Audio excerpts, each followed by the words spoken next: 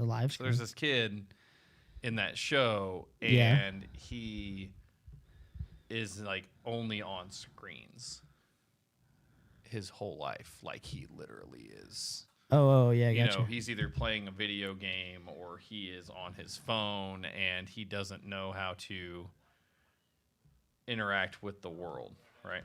And it's really funny because you were talking about that kid, Yeah. and it's kind of one of those like they were born in this shit, right? Like we were evolved from Nintendo up till now, and we got old to the point where our response times aren't nearly what they were when we were in our low 20s, and then like even before that, right? I mean, yours might not be. Yeah. Mine are still pretty high. Yeah. So, but I'm heavily caffeinated. I should, but I'm caffeinated to the point where like Pepsi or Coke or something like that is like just stacking on the Adderall. so fun story. I thought you'd enjoy this. So, we went to our friend's house for dinner. And I'm pulling up like, what are we doing? What are we doing for dessert? And she was like, "We're doing a affanado. Do you know what that is? Let me look up the word for it here. So aflavamalo. Affogato. Have you ever had an affogato? No. Okay, an affogato is you basically just take ice cream. Yeah. And you just put espresso on it, like so cold ice cream. Okay. And you brew so like Italian over. ice cream, sure. Right. Yeah. So we. You know, fun fact about espresso. Yeah. It only has like 1/4 the amount of caffeine. Yeah, it doesn't have nearly as caffeine. It just has a stronger taste. Yeah. It's kind of like people think that Guinness is like a heavier and heartier beer, but it's actually lighter than most light beers. It has a lower calorie content, lower sugar content, and a lower alcohol content. But it tastes better in a lot of ways. It tastes delicious. But anyway, so we made those. Especially when you mix it with Bailey's. Yeah, dude. Yeah. Boop. Pow. Just don't get hit with a shot glass. Irish car bomb is like my absolute. They're just called car bombs. I'm sorry, a car bomb, right? Well, yeah. Because go to Ireland and ask for Irish car bomb. Oh yeah, I know. Yeah. See what happens. Yeah. Well, I'm sorry that you had terrorists and we named a drink after it. So, you know. Have you ever had the 9/11? Oh my God, it's fantastic. It's there it is. So it's literally 2 shots in a glass, like side by side. Okay. And then so it's. Hey Josh. It's Jack Daniel's whiskey. Okay. And then like a vodka, which is really weird, and a rum, right? And so you fill the bottom of the glass up where like the Jack Daniels just reaches the top of the bottom shot glass. And you light that bitch on fire and drink it.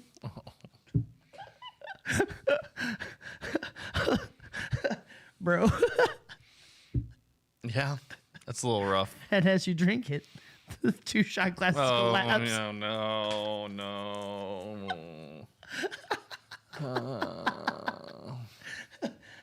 It just makes me think of the video of the dudes like jumping out of the windows. Oh yeah, for sure. Like, that whole thing.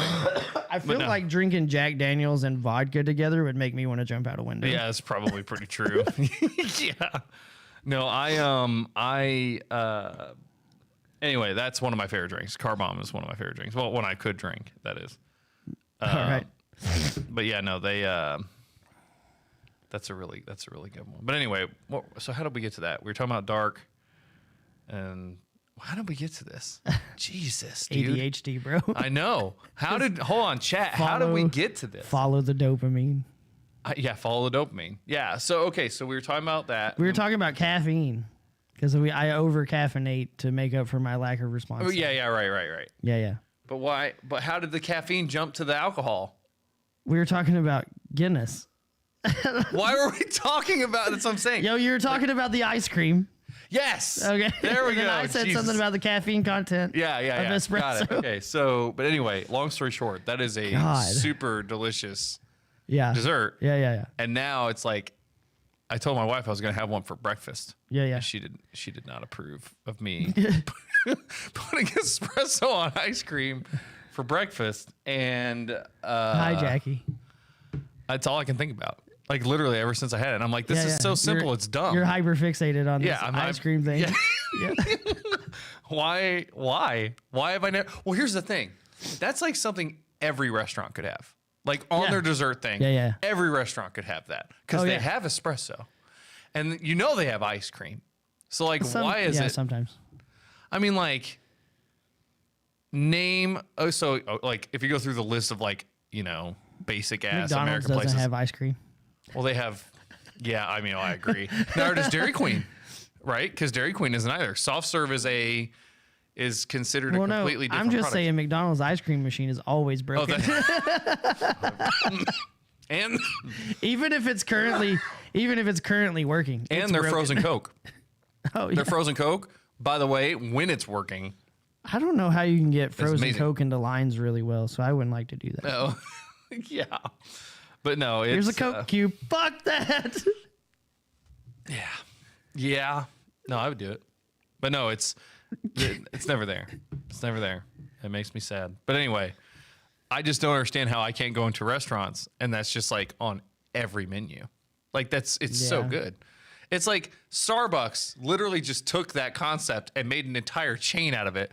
Like, let's add coffee and a bunch of sugary cream. Bro, have you seen? You know what I mean? Have you seen this guy calls himself the CEO of Awesome? I haven't seen this. Because literally every video that he does, he's the CEO of Perfect, but PARFACT, Perfect. Perfect. Yeah. Mm-hmm. And so every video he does, he ends it with going, perfect. So he does a Starbucks drink and he's like, milk. Oh, yeah. I've seen him. Creamer. And it's like, dude, he has so many other ones that are way better than that, though. Oh, I'll have to watch him then. He's like, I'm going to make a burger like a Burger King burger. Oh, no. He takes a flamethrower to a little tiny piece of beef. Betty. Slaps it on a bun, a whole bottle of ketchup, Right. a whole bottle of mustard, a whole fucking jar of pickles. Just dump That actually sounds heavenly. an onion, a whole, doesn't even onion. cut it, just sits an onion on it, puts the other bun on and goes, perfect. These people, Like, I watch TikTok and I realize I'm never going to grow on TikTok because I don't want to clean up that shit. You know, I want to make a fun video where I do something silly, but I don't want to clean a whole bottle of ketchup and pickles and all that shit on my floor. I'd be like, fuck. Now what have I done? Right. I found a really funny TikTok the other day. Oh, no. It is random shock collar events with my wife. Oh, no. Oh, no. So they take turns every day. Who gets to wear the shock collar? Oh, my God. So she puts a shock collar on his arm, and she's got it set on like 50. Like, that's going to hurt. Yeah. Well, where she put it was like right on a nerve cluster. Uh-huh. And so she's standing pretty close to him. And when she zaps him with it, his arm goes, whoa, twat punches her. Like, boom. That's awesome. I was hoping it was a titty punch, but that's even better. Dude, Getting punched in the box. She hit the ground like a ton of bricks. So he's like, all right, it's my day. He puts it on her arm and he like adjusts it and he like steps back. Yeah, He's like, hold your arm out. And so he goes like to her arm and like barely touches. He's like, okay, zap. She kick him in the nuts. Oh, that'd be even better. She had an egg in her hand. Oh, no.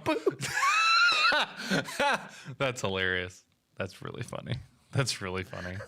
Oh. That's so funny. Did you see the one with the woman where she and her daughter are drinking out of something, like these milk cartons with straws, and she squeezes hers up into her face, and then the girl's like all mad, so she goes to squeeze her, and she had already planned on her daughter doing that, so she made it so that it would spray on her as well when she squeezed it. Oh my God. That's some shit I would do. I thought about doing the egg thing to my mom. You know, talking about the egg with the, yes, I thought about doing that. Look at this egg. Yeah, and then when they look down, you go, psst, and you slap it in their face. My mom will probably disown me. So, but yeah, it's pretty funny. I love those videos. It's really good. No, I thought of one I'm going to do to my cousin. So you get a drink cup. You know, you're from Kentucky. You don't start a sentence out with that. A prank. Okay. And we don't fuck our cousins. All right? We just diddle them. Right. All right, so what you gonna do to your cousin? So you take a straw, right? You cut it a little bit short so it's not in the drink. You put a ketchup packet on the end of it. Oh, no. I was like, you know what? The next time I'm in Tennessee, I'm going to do that. She going to be so mad.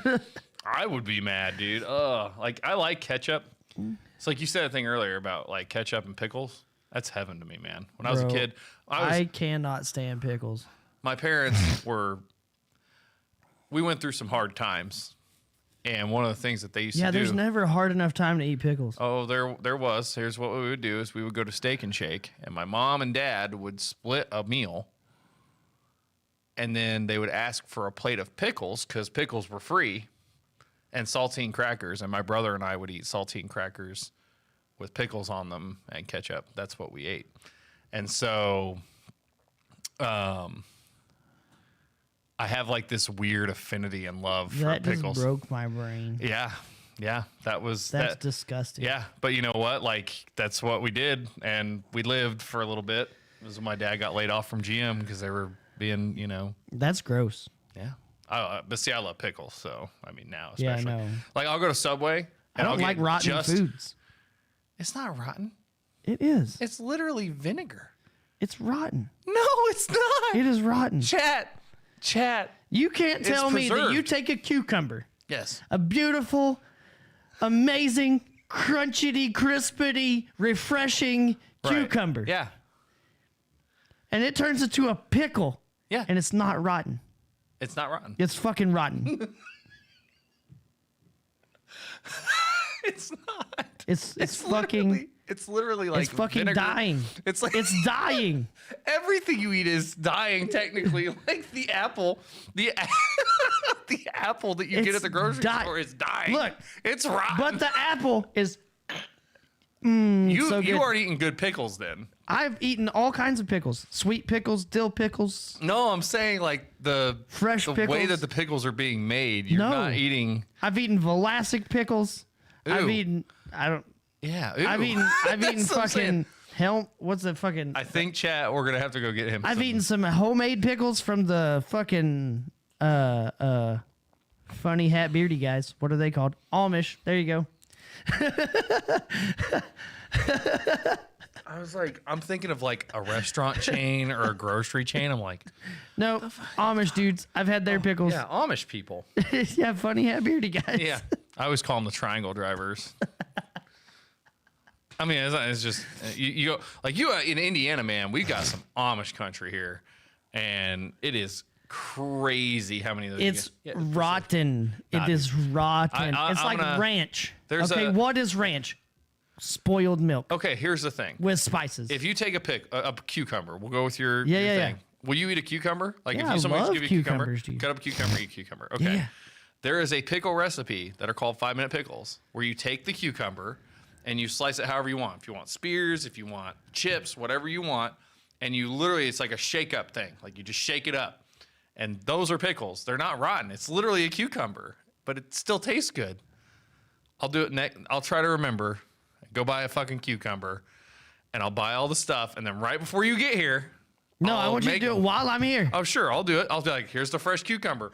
Let me cut this up for you and put it in here, and then we have to shake it. You're supposed to put it in the refrigerator, so I'll turn on that refrigerator over there. Okay. And we'll put it in there and let it sit for 5 minutes. And supposedly, they're the best pickles ever. So I found it on TikTok. Skeptical.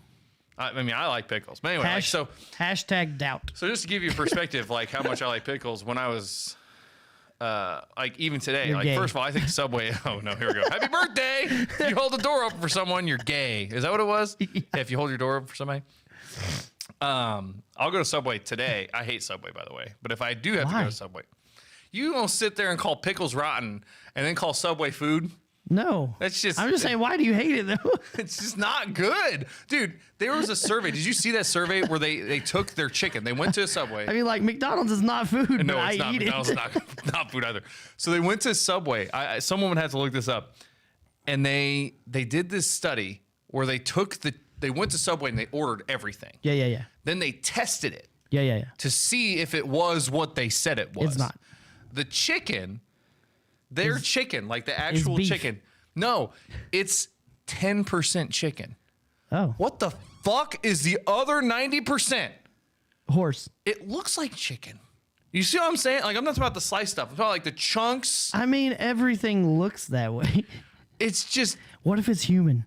I know. That's what I'm saying. You don't know. No, they said it was like water. Like, so the actual flesh and stuff is like only 10% of the whole thing is actual chicken meat. The rest of it's like preservatives and all this other crap. Anyway, so anyway, I don't eat their chicken. When I go to Subway, when I do go to Subway, I literally just get wheat bun, pepperoni, and thousands of pickles. Wow. That's my Subway sandwich. That sounds absolutely disgusting. It is the most vinegar. It's like drinking vinegar out of wheat bread, and I don't know why, but I love it. That just sounds gross. 100% beef may contain cannibal. Yeah. Yeah, exactly. Now, by the way, we have not done any pre-production stuff. We haven't talked about what we're going to talk about, so we're going to have to hash this shit out. So what I get from Subway is the Subway Club. What's on the Subway Club? It's like turkey, ham. It used to be roast beef. Now they changed it to pepperoni because they don't serve roast beef anymore. Really? Yeah, it's weird. So it's like turkey, ham, pepperoni, bacon, and then your choice of vegetables and cheese. Not bad. Yeah. I'd eat it. I mean, I'd eat it. So I'll get like either provolone or the American cheese. Okay. And then I will get like lettuce and tomato, and then like extra cucumber. Yeah, I like. So when I get not that sandwich at Subway, like when I get a sandwich, like a normal sandwich, like you said, like Club, or what's the other one that they have? It's the Italian. They call it the Italian. It's just it's like the Italian pepperoni, BMT. salami, and some other random Their mystery Italian meat. BMT. Yeah, the BMT. Yeah. That's a good one. That one. It almost is more like a salad on bread because I'm like, put 7 layers of cucumber, 7 layers of olives, 7 layers of lettuce, it's like this tall. Yeah. And then they smush it down and cut it. Yeah, and when they cut it, like the ends go, because there's just too much shit right there at the seams. Yep. Yeah, no, that's me. Pepperoni is rotten. You know what's funny? Pepperoni is not rotten. Not rotten. Raw pepperoni or pepperoni that hasn't been like cooked. Yeah. I will eat all day. Give me a bag of it. I'll eat pepperoni. You don't like cooked pepperoni? I cannot stand cooked pepperoni. It Why? tastes like what I can only assume is a horse's asshole. To me, it tastes like farmy, like hay and poop. What kind of pepperonis have you been eating? I don't know, but it just does. It has like this weird. I can't explain it. Where are you getting your pepperonis? I mean, I'm talking about anywhere. I've tried, and the thing is, every time I'm like, I've never been here before. Gotta try their pepperoni pizza, and then I take a bite, like, fuck, it tastes like horse poop and hay. Every time. I don't know. But you give it to me raw, and I'll eat it all day. You've had too many pickles. Too many rotten pickles. Stop eating rotten cucumbers, and maybe your taste for pepperoni will come back. That could be possible. Could try that out for scientific purposes. I'm on a pickle fast so that cooked pepperoni will taste like will pepperoni. No longer taste like horse poop and hay. I mean, it's worth a shot, right? So you're gonna have to fill me in because there are certain things that just like the headline of the thing, my brain just turns it off. Rape day. My head just went, I was like, nah, I don't know which way it's going. I don't know if it's like, hey guys, rape a woman day. That's exactly what it was. Oh, Jesus God, no. Yep. Oh, see, I thought it was more like a rape awareness day. No. So, it was supposed to be initially National Victims Day. Like, of any kind of sexual assault or abuse, anything, right? Sure. Cool. Well, some fucking idiots on the internet were like, you know what? We're going to make it National Rape Day, where it's okay to just go rape somebody. And a bunch of fucking morons have jumped all over it and like, yeah, let's do that. No, motherfucker, don't. I don't. Because here's the thing. I don't want to live here anymore. My body count will go way the fuck Right. up. Yeah. But here's the thing. Like, what do you think's driving it? It's a bunch of fucking weebs. Oh, they're weebs? I guess so. I don't fucking know. Well, no, I'm just saying, it's a bunch of weebs who got picked on in high school. Let's play a game. Okay. You have to tell me, like, there's one man. We're going to assume it's a man because it's definitely a man. Okay, it's a man. Okay. Yeah. And you have to describe him to me. Okay. He's the one that came up with this concept. You're embodying all of the guys into one man. Okay. What does he look like to you? This is something I want to start doing with all of our stuff. I want to start saying, like, who started this? Yeah. Who was the guy or the woman? So what it appears to be, and this is just from what the information that I have gathered. Okay. It would be a late 20s, early 30s, average height male. Okay. Is he skinny or fat? Not super fat, but kind of overweight. Okay. Right. He's starting to describe me. Okay. Sure. We'll just stand here. Who was picked on in high school, rejected by a bunch of women. Okay. Had a relationship that ended badly, and now he wants to take it out on the whole rest of female kind. So, like, what are his other hobbies? What are other things that he finds is fun? Weebisms. Weebisms? So you think he's into anime and stuff? I'm gonna guarantee he still lives in his mom's basement. Okay, so he definitely lives at home in his 20s, late 20s. Yep. Into hentai porn. He's probably an incel. I'm assuming is where you're going with. Okay, Yep. And I don't want to take this to personal levels, so I'll try and dance around this. Do you think that he's one of those people that is just an absolute shithead? Yes. And no one wants to be around him. Yes. And then he wonders why no one wants to hang out with him. Yes. And then when he finally finds somebody, he still ruins it because he turns into a shithead. Yes. And the thing is no one tells him he's a shithead.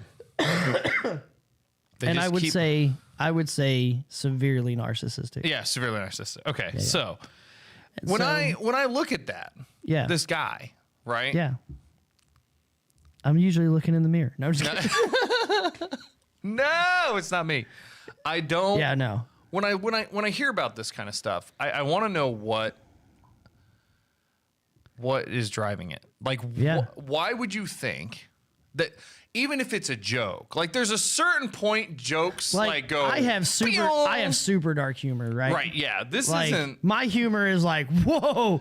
Right. Holy fuck! Right. I can't believe you said that. There is stuff you and I have said that we would never say on camera to each other. I would never say that in public. Yeah, to another human being. Just to me in this room, right? Making sure phones are turned off. Just a big brick room. Turn off your phone. Leave it outside. Yeah. We've said some shit. I mean, I get it. But rape is not a thing you ever joke about. I've actually, and so there are a lot of female creators on TikTok, as you know. Right. And there are these guys that have been going onto their TikToks, Reddit posts, fucking Facebook,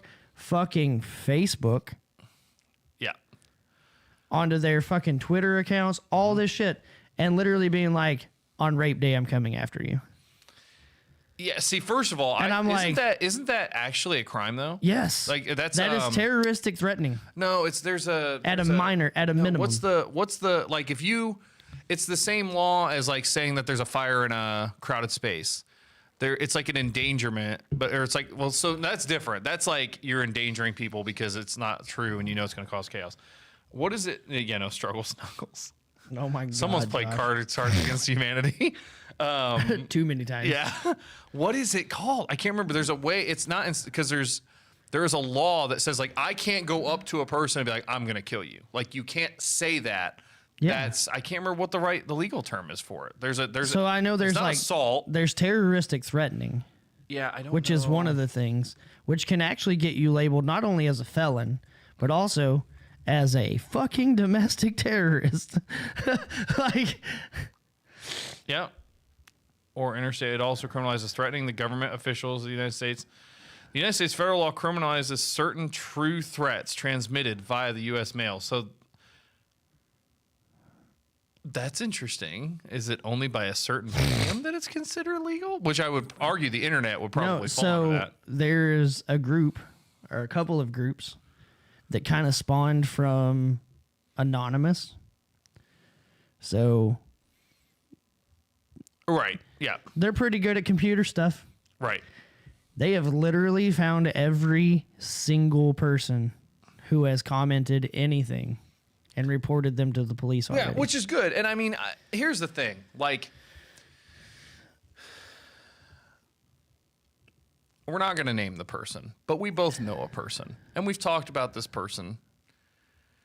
They don't know, like, the typical social norms. Like, they can't read the room. Okay?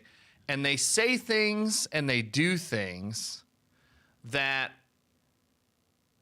cross a line of stupid. Okay? We'll talk about it after. Is this like a real personal person? Yeah. Yeah. Oh, okay. Yeah. So personal person. They don't. Yes, they don't, it is a person. It's a personal person. And so they don't know. Yeah. Right? And it's like they've never been told, like, okay, look, it is. I see where your intent of humor was. It's almost like a version of autism. Right. It's like I see where your intent to be funny was there. Yeah. Right? Like I see it. But you've crossed a threshold. Yeah. And that's fine. You know, kind of. Like, but you need to like learn, because this has happened multiple times. Like, maybe it's not the rest of us, it's you, right? It's kind of right. So when I have a friend like that where I was just playing video games with the other day. Yeah. And you just, it's like, I don't know how to help them. And it's gotten to that point where nobody wants to play with them anymore. Oh, right. Yeah. Well, that's like, we could talk about some certain things. I'm in a place. I laugh at a lot of things. Where the R301 sucks almost as bad as you do. Yeah, dude. It's fucking terrible. Hate that gun. Anyway, so, but anyway, what I'm getting at is, so these guys that are making these comments on the internet, I feel like a large portion of them are in that bubble and they're all together. Yeah. Right? Yeah. And they're all like, this is actually funny. It's the rest of society just doesn't get our humor. Yeah. Like that's what they feel. I think that on the 24th, if somebody came after my wife or my kid. Oh yeah, dude. I'm gonna tell you a little. I'm gonna do a little bit of bang bang. And I don't give a fuck. Oh, hey, yeah. Because rip rounds suck balls. Yeah. So I'll talk to you about something else. Because they're 8-point frangible, followed by hollow point, and they don't give a fuck. My buddy got a airsoft propane pistol. Yeah. It's a replica of a Glock. Yeah. Is it 27? Glock 27? Anyway, and it feels like you're shooting a gun without the loudness of the gun. Yeah. And we're going to start doing some training exercises for drawing and firing. I don't know if you'd want to hang out and do that. That's fine. I'm pretty sure you can handle that. Yeah. So if you want to do that. It was just, for me, it was mind-blowing. I mean, I know my way around guns. Right. So. It was just fun because it was like... Do you know what's crazy? What? You can buy an actual AR-15 for less money than you can buy an airsoft AR-15. That's... Well, now, is that with you assembling it? Because, you know, like, there's, like, those weird loopholes, too, where it's like you buy the parts of the gun. No, that's pre-assembled. Oh, that's nice. Sorry, that's me. That's my Gilded server. There's a guy, though, the Great Lon. Yeah, that's what I was talking about. He came from... So, the Great Londini on TikTok, he actually was a member of Anonymous. Okay. Which is pretty cool. But... He's the one giving out like everybody's info. Right. So what I was getting at is you've got these guys and they all think it's funny because they're socially inept in some way. Yeah. I would probably even argue a lot of them embody what you were talking about, like this average looking guy, slightly overweight, still lives with his mom, late 20s. Like I bet that a lot of them are embodied by that. They think it's funny in their circle, but it's not. But it's like, remember my conversation about being internet punched in the face? Bro, they need to be internet punched in the face. Well, that's what it's a real thing, right? And that's good. And it can be considered. And he's had like 7 or 8 accounts banned on TikTok because of doxing. Because I mean, that's what he's doing. Right. He's hunting people. I would argue he needs to start his own page. And you can't hunt people. Right. Without hunting people, you know? Well, that's only if it's You against gotta the get the community, the information. site that you're using is terms of service and community guidelines. Create your own site, Well, promote he that has site. So the thing about like hunting somebody from TikTok, right? Is you have to be able to see them on TikTok. Like you have to be able to get that username. Right. For even if it's like, let's say 5 minutes. Right. You have to be able to get all that information and all that packet and get that IP address. Right. And then you can take it to like your own site and hunt them. Right. Yeah. But so like, like I guess what I think of is like, the predator catchers of Indianapolis, PCI, who I watch on Facebook, right? Where they go live and they go and catch these dudes. Man, there's some good stuff that happens in that. But what I'm saying is like, that's within their terms of service because they never show the actual, moment or whatever. But what I'm saying is they don't know how wrong it is. And like I said, I think that they gonna find out. Yeah, well, right. And that's my point is like, we've also hit this point in society where it's like only edgelords are considered funny or whatever. Right. And so now people are always pushing boundaries instead of, well, and it's because I would argue that this actually could tie into the language policing of the left where they've policed shit down so much that these guys don't break the small barriers that are little. They go for the biggest barriers to try and make the biggest impact. They're dumb. Don't get me wrong. I'm not justifying in any way, shape, or form. They're idiots. But my it goes point is along that also with like the current culture that we're in with like content creation, for instance. Yep. And everybody wants to be a fucking streamer. Newsflash, you're probably not that good. Yeah. I mean, I'm not that good. I should good. just give up. But, I just keep doing it because I'm an idiot. Yeah. I've focused on other things. Right. Yeah. I'm trying to, what I'm trying to figure out is just what do I want to focus on now? Because, Yeah. just not happening, I'm so- retired, so like Right. that. Right. Like we've talked about this constantly. Like if I had like even a stable $1,000 a month coming in, I would be in a much different place than I am right now. Actually, I was actually thinking about starting to build tiny homes. Something I've been thinking about and selling those. You just go buy a cheap trailer from some schmuck. That's not how that works. I know. I'm just being facetious. But yeah, you find the stuff and then you build out the house. Yeah. Except for right now, the price of a tiny home is about the same amount as a regular house. Nah, dude. Like average tiny homes are. Oh yeah. Oh no. The Because OSB of and stuff. fucking material Have you prices. been seeing all the conspiracies on that too? Like they're saying that the lumber production hasn't actually decreased. The lumber yards are filled to their brims. Like there is no shortage of demand or supply. So like nothing has actually changed since March of last year. Except the price. So That's the weird. only thing that's changing is it's changing it's because like a we're form of fucking gouging. printing money. That's part of it. That is true. And we were at a store the other night, and I was like, "Holy shit! Like things have gotten pricier." And I was like, "This printing money thing is legitimately affecting everything. I mean, it's everything. It's not just wood." Yeah. Because okay. So for instance, I was at a hardware store. I bought fertilizer for my grass. Yeah. And pest 5-pound spray. Oh no, it was like a 50-pound bag. Oh, yeah, okay, and then gotcha. it was like $65, and I was like, "This used to cost me $27." Yeah. But yeah, Ring no, spotlight camera in 2 days. I like cool. those. I like ring spotlights. I want to put one on this structure right here. Yeah. That would be very nice. But yeah, no, so long story short, Rape Day's dumb. And now that I understand this is why I did turn off my brain, is because I knew it was probably going to be something that was going to make me really mad. Yep. And it makes me really mad. It does. And so I don't. Well, what's really funny to me, right, is there are certain things that happen because of the internet that you just kind of got to look at and laugh. Yeah. So a lot of these like super big macho guys that can't fight. Right. Like they're muscles. That's cool. I'll wreck you. Right. Yeah, right. Yeah.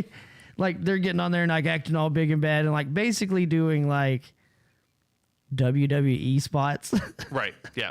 Like, brother, I tell you what, if you want to come out here on fucking Rape Day, I'm gonna grab you and I'm gonna pile drive you straight into the fucking, like, shut the fuck up. Yeah. Like, there's a very small community that I keep tabs on on TikTok and on trends and stuff that never fucking say anything. And those dudes fucking terrify me. Yeah. Because a couple of them are like special forces dudes, and they'll make funny ass videos, all this shit. Right, yeah. Like the world is burning down around you. Right. And they're like, ha ha ha, I slammed my penis in a toilet seat. Like, right. What the fuck? Yeah. That dude, scary as fuck. Yeah. I always say, I really want someone to full charge me, because it's one of those, like, it's a momentum thing, right? You just let the guy charge you. I'm gonna get to Josh's comment here in a second, because I do have opinions on that. But yeah, in the situation like where someone's gonna come at me, even if he's 300 pounds, if a guy is charging you and you just time it right and you go down when he's right on you and you stand up, you would think about going down, huh? Yeah, suck his dick, then he won't hit me anymore. Yeah. Have you seen the best way to get out of a fight? It's like an old ass YouTube video. Well, you just drop your pants. Yeah. Just start stripping naked. And then they're like, "Nah, dude, nah, man." Yeah. That shit cracks me up every time. Yeah, I love that. He would like go into the hood and like pick a fight. You're like, you want to start fighting? And then he takes his shirt, and then he takes his pants off, and the guy's like, "Whoa!" And then they just get out of there. It's so funny, dude. So funny. That shit cracks me up. Yeah, so Josh said something about full-time streamers. And it's one of those things like... You're right, Jackie. No, that's 100% right. What she's saying. Yeah. You don't worry about the loud guy. No. Yeah. No. Hey, you can. Which is how everybody could really tell that I was actually pissed the other day when we had our Rainbow Six game. Yeah, when you stop talking. I just shut up. I do the same thing. I shut up. I don't talk. I don't talk when I'm... They're like, "Are you okay?" I said nothing. They're like, "Oh, okay." Mm-hmm. Yeah, like, if I'm real quiet, because I mean I'm always talking. Yeah. So if I'm not talking, yeah, I'm fucking stupid. I mean, like we're the weird ADHD entertainers, right? Right. We could be talking about absolutely nothing. Right. I can just keep talking. It's just something that happens, like, because everything reminds me of something else. So like I just can't help it. But there's just this chain of... I can't remember. Right. I was talking to my wife the other day, and I went through like 12 topics to get to the topic I was trying to get to, because my brain was like, this is the chain. Right. It's like the clackety log. Yeah. Some guy came in talking shit. Let's go outside.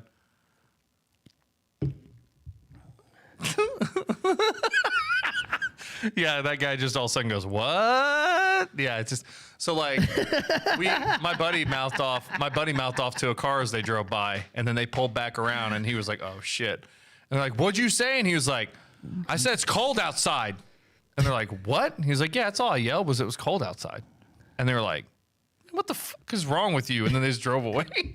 And I was like, "Dude, thank you. I didn't want to get my ass kicked because you ran your mouth off to some pack of dudes." So at the bar the other day, I'm a pretty chill bartender. Like, I'm a really chill bartender. Like, I'll let a lot of shit go on that a lot of other people won't.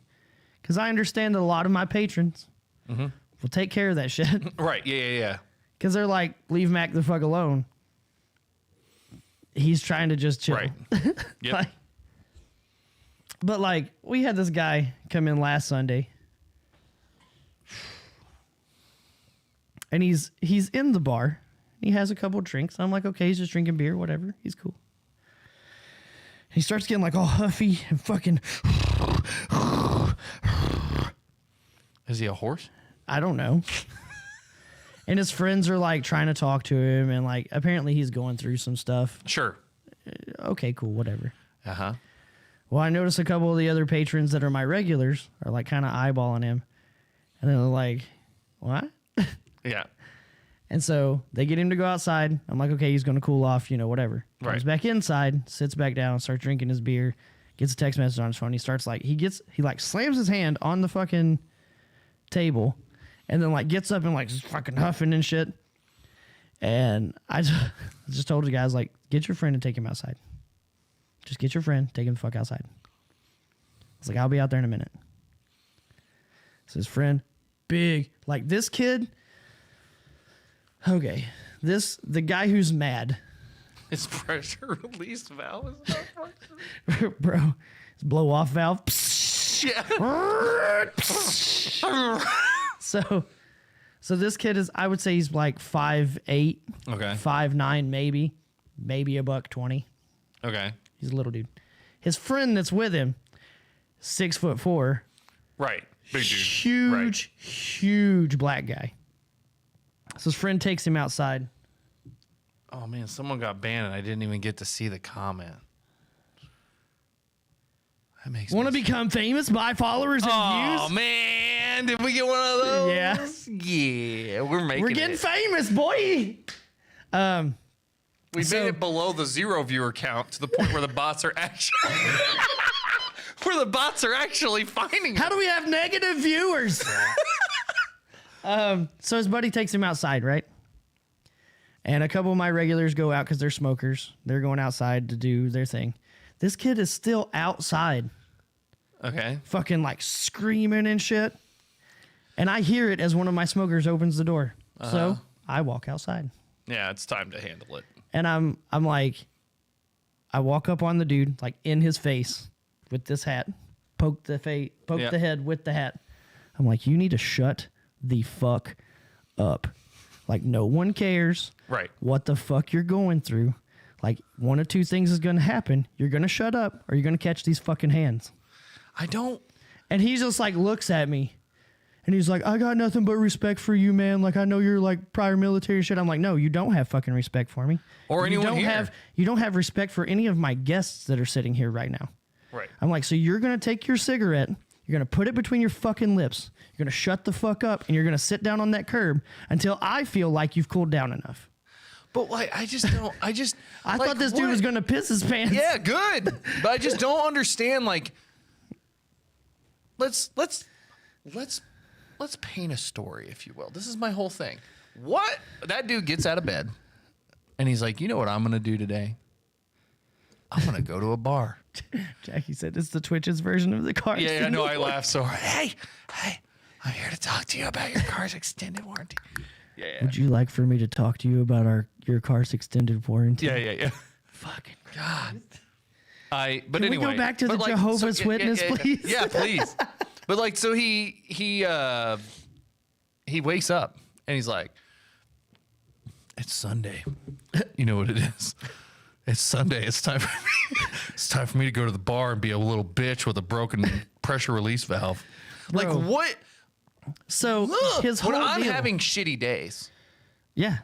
I go to my room and I just stay in my room and I'm like, leave me the fuck alone. When I'm having shitty days, I just go away from everyone. That's what I'm saying. Like, why would I go to a crowd of people and start going like, I've been having a couple of shitty days. Sure. Like, that's part of being human. It's part of being human. Like, my brain is overloaded with like emotional baggage and like just all kinds of bullshit, right? My wife is like, what do you need?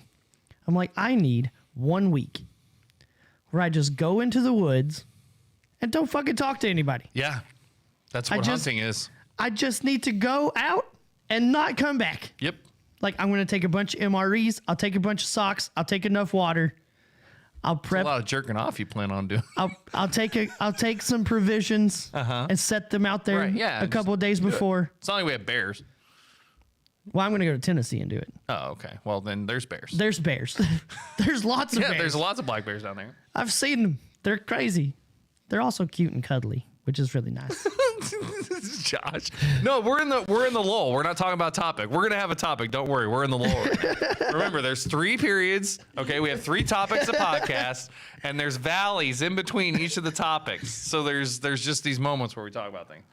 But no, okay. So back to what I want to talk about. What Josh was saying earlier. So I've been thinking about this a lot because I like to be introspective as well about being a content creator and streaming and stuff like that. You're a streamer. And right, but we also do content creation, other stuff.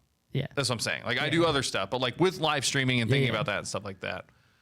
Like live streaming, if you really break it down, if you really want to break it down, you are a rent-a-friend. That is what you are. Oh yeah, 100%. You are a person that people feel like, because here's the other thing. That's why I suck at this.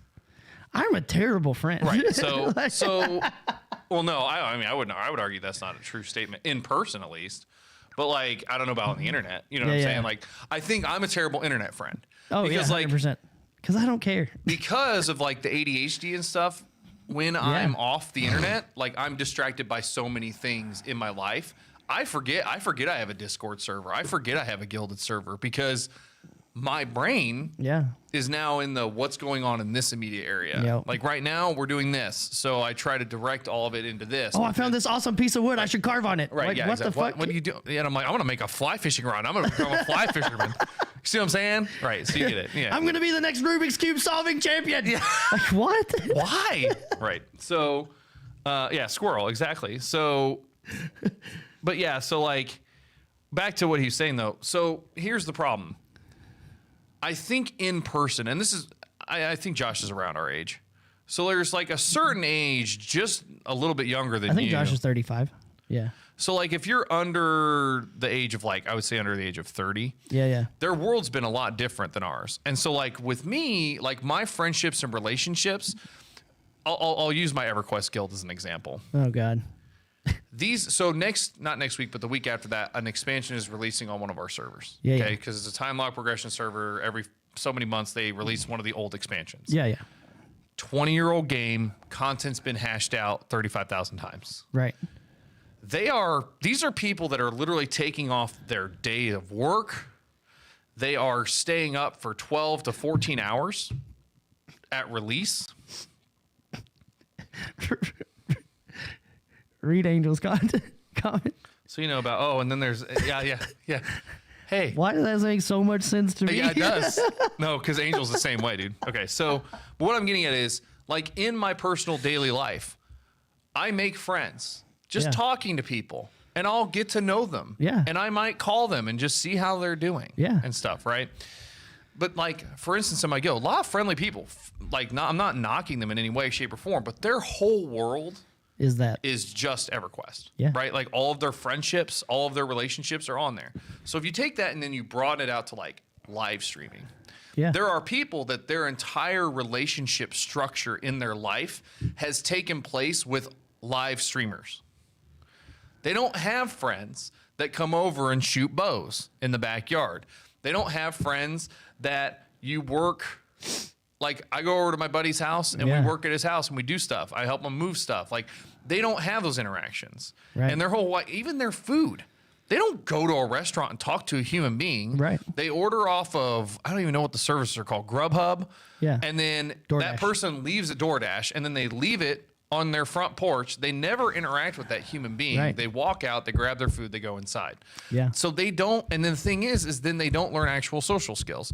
So the only way that they can initiate that friendship is through a subscription, through bits, Right. through super chats on YouTube, whatever it is, right? Yeah. Whatever that monetary thing is. And in order to like open up this thing.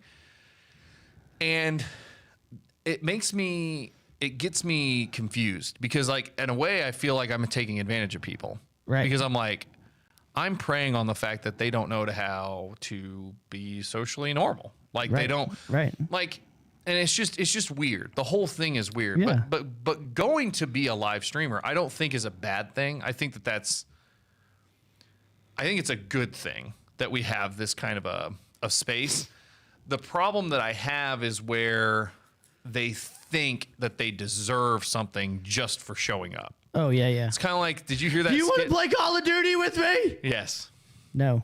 Yeah. Can I play was the #1 sentence on Mixer. We actually sat there and laughed. Dude, because I had a guy come into my stream the other day. I was playing Call of Duty Zombies. Yep. First time I'd ever seen the dude. Yeah. Can I play? Can I play with you? No. No, I have a rule. Like you have to hang out in my chat for a while and I have to get comfortable with you in chat. Then I need to hang out with you in voice for a little bit.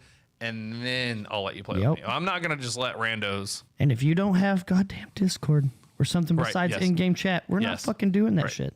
Yeah, so hold on, let me go up to what he's saying here. He said I misinterpreted his statement, so I'm going up to. Everyone wants a full-time streamer that don't work and expect people to fund their lives because they see others that are successful streamers. Yeah, no, that's what I'm saying. So what I'm saying is like they see this as like a full-time career. It can be 100% for anyone. It can be a full-time career. That's what I'm saying. So, but the problem is they want, like he said, the part that I don't like is like they want them to fund their lives. Yeah. And I don't. There are a lot of content creators, or let's not call them. It's just live streamers. There's a lot of live streamers that I know personally that are like, oh, well, I can't make my rent this month. Can you guys help me? No. You can go fuck yourself. So if that happened once, like in 5 years, right? Right. That's understandable. I got you. But it's every We month. can help. But if it's every goddamn month, Correct. fuck you. Yeah, no. So I had a huge issue. So I originally had, Army Girl was her name.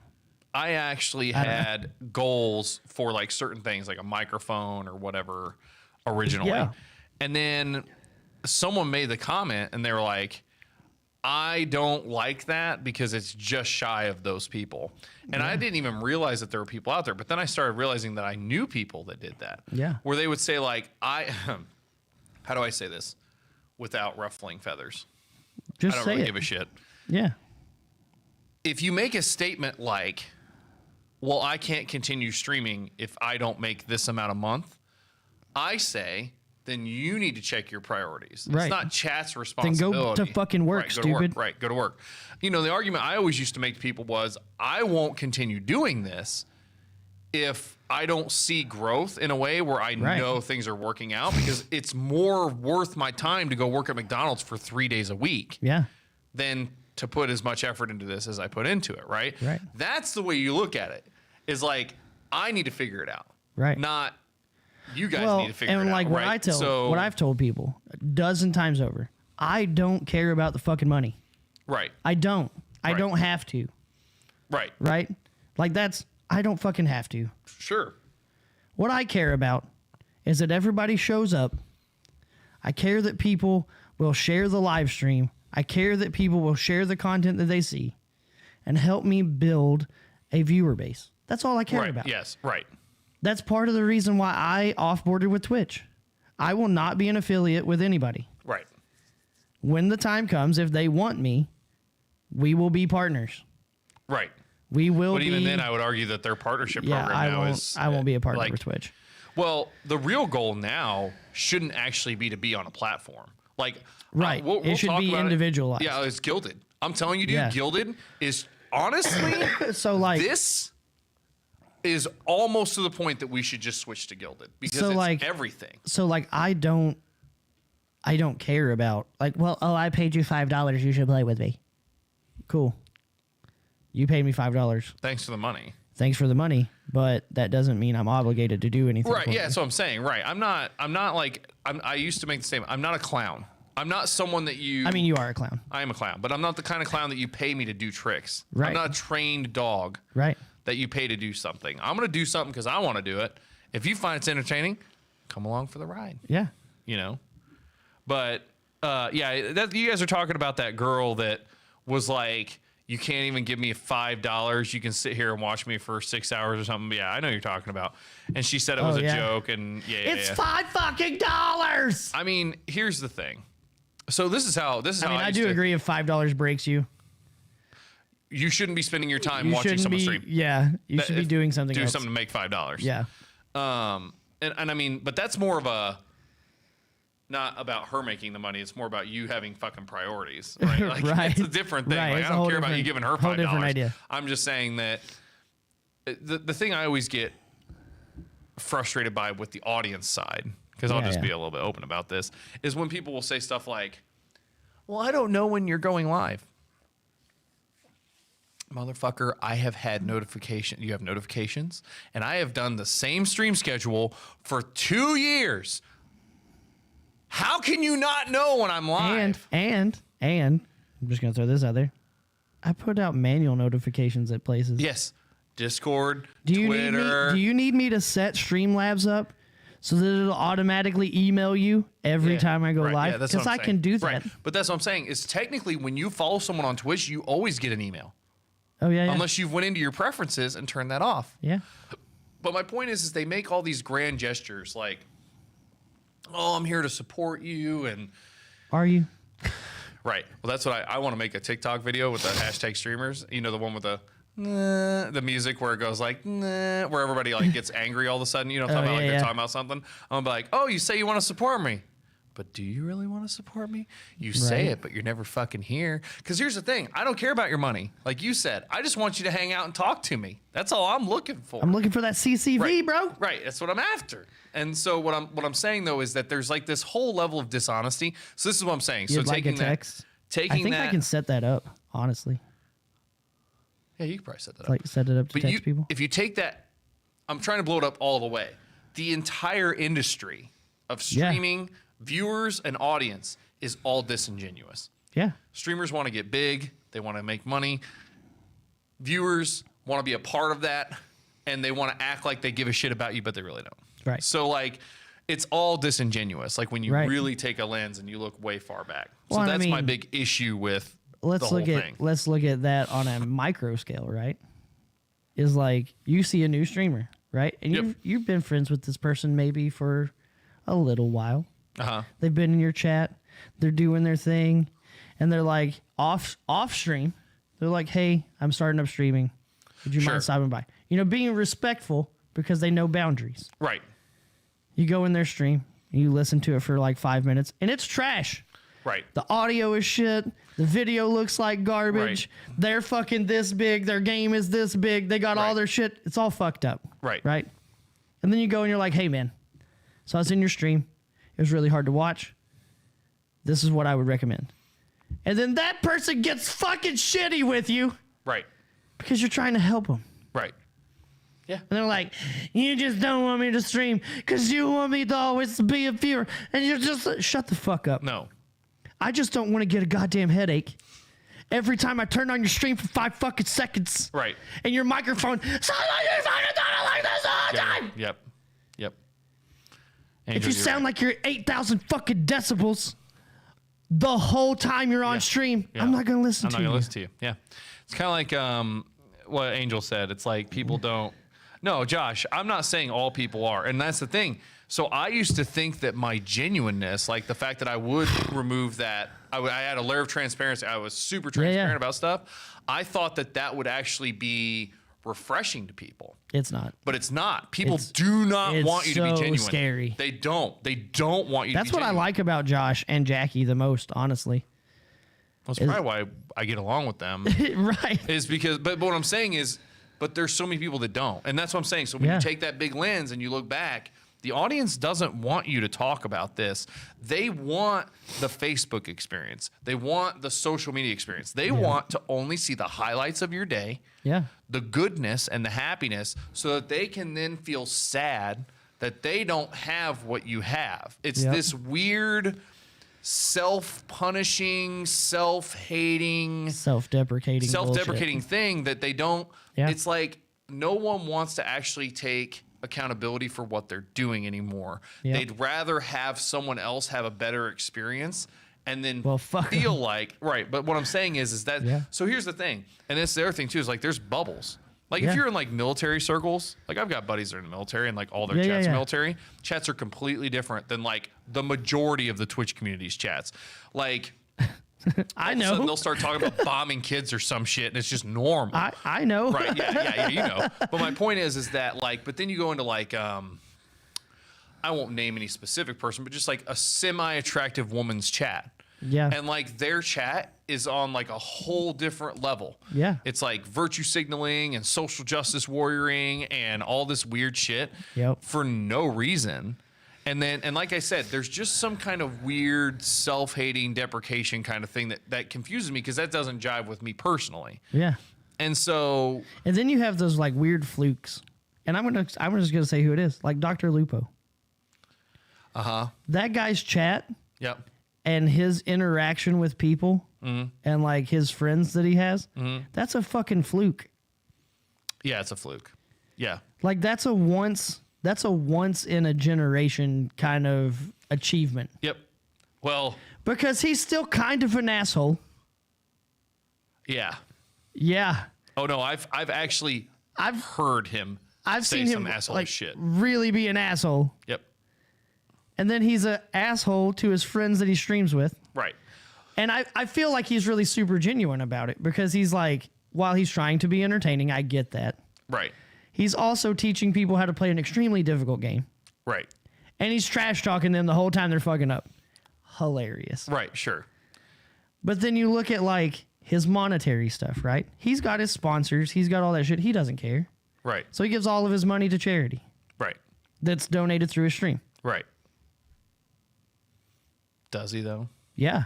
I mean, it literally. I'm not calling him out either his way. fucking tip link goes straight to St. Jude. Oh well, yeah. Like, See, that's fine. Like if he does something like that, I mean, he's probably making it. So that's why I'm saying all of his donations go straight to St. Jude. But I would even argue that people like Dr. Lupo, because I've heard him say things at a con. Oh yeah, that make me go, huh? Well, it's the same. Like I don't want to talk about these big guys because I'm not trying to be controversial. I just feel like we worship these guys. We don't worship them, but the general group does. They worship these guys as if they are just like the nicest people. They're not. But when Dr. Lupo is at a fucking con and he's like, I can't wait to get the fuck out of here. That tells me he doesn't want to be around. And see, that's what I'm saying, right? Right. It's like he's still very much real. Right. Yeah.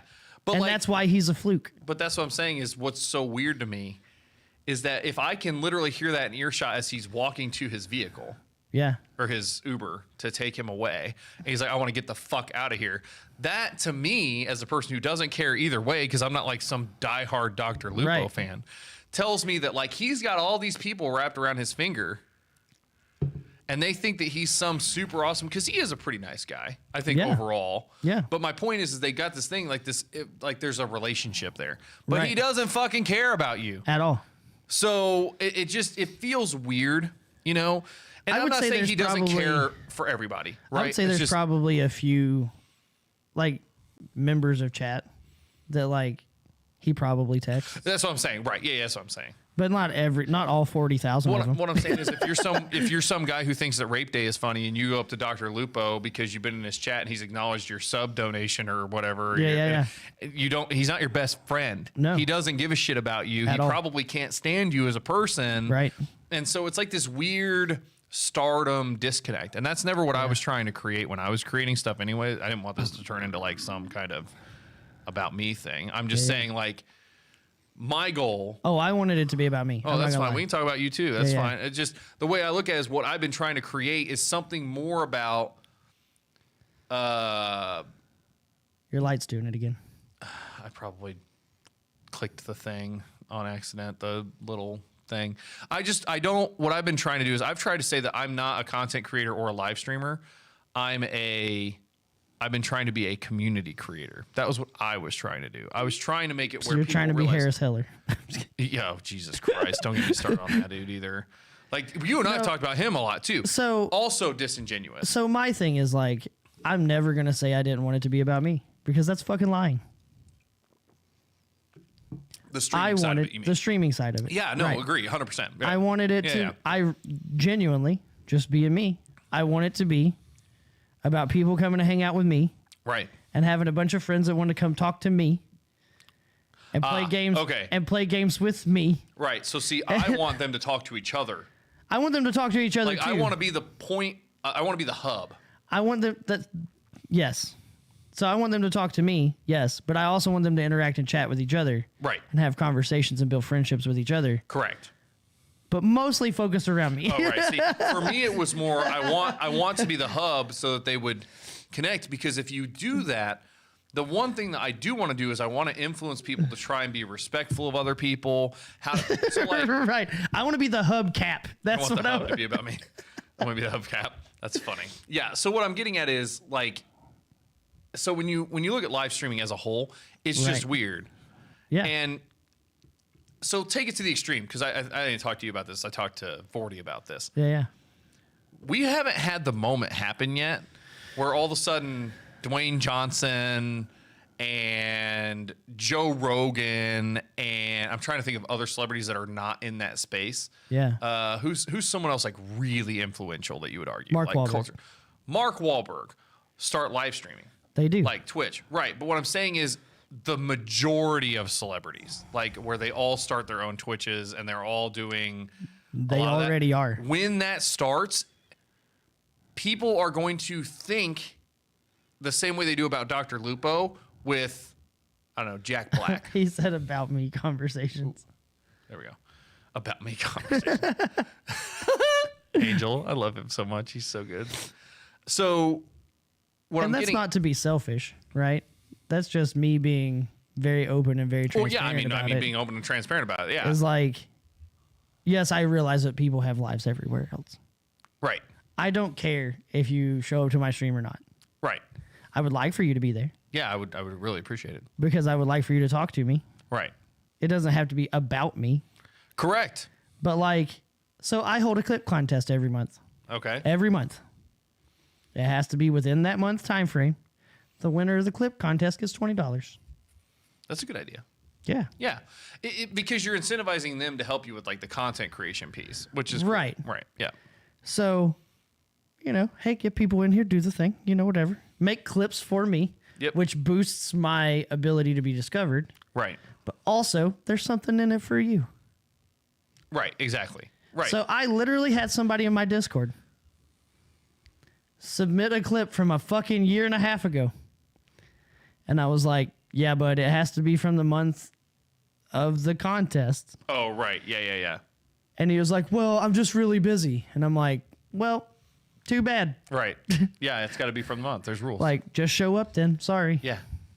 No, but so going all the way back though to his original statement, in the end, it's really hard when you look at this stuff and you're involved in it as well to like understand that they don't want the truth. Right. They want some bullshit thrown in there. Yep. And it's weird because I'm the kind of person that when I watch people, you know who is, in my opinion, actually one of the most genuine people is Dr. Disrespect. Oh, bro. Because it's a show and that's what he's giving you and that's the relationship. He didn't give a shit about you. He had some guy, I don't remember how this happened. I was watching him on YouTube. Some guy got randomly selected to be in a team with Dr. Disrespect.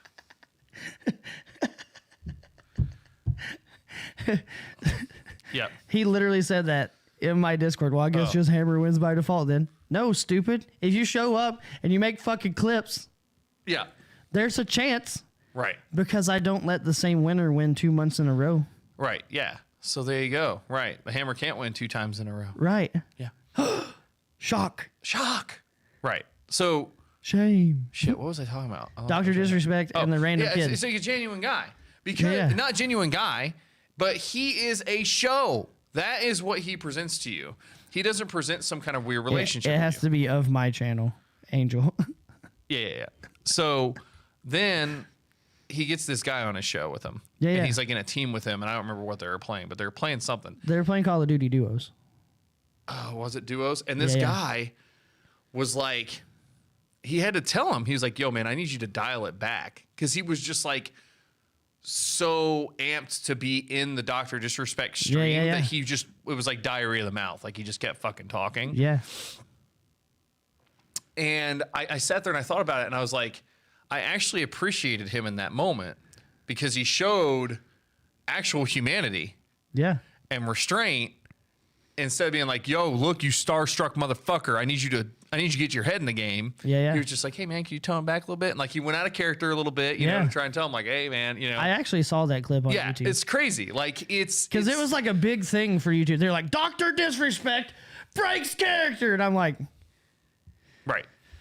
I guarantee when he gets off stream, he always breaks character. Yeah, he gets off. Yeah, he's done, right? He like takes off the mustache comes off, takes off the wig, and he's like, and he's like, oh god, it's over, right? I just need a beer. Yeah, and he probably strips down because he's got that outfit on that's probably super hot to wear.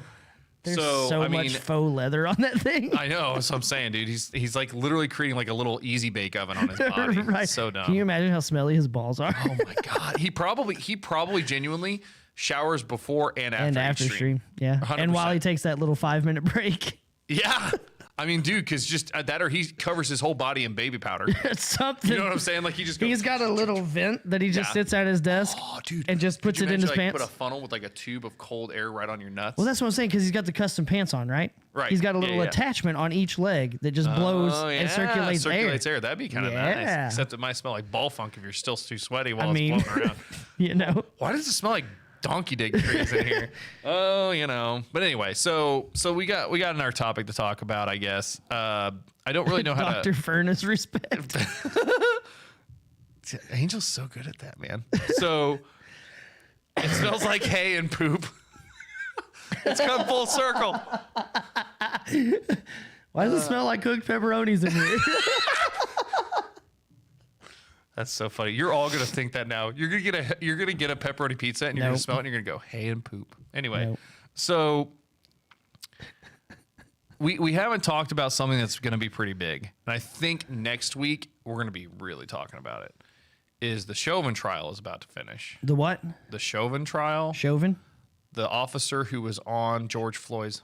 Chauvin. Vin, it's with a V. Yeah, Chauvin. Oh, I thought you were saying it with a B, and I was like... Chauvin. Yeah, I'm saying with a V. Chauvin. Okay, Chauvin. Yeah. That trial, I think, concludes this week. Something like that. Because I think the defense rested. So... Well, good, they needed to because they were sucking. I don't think it was that. So here's the thing.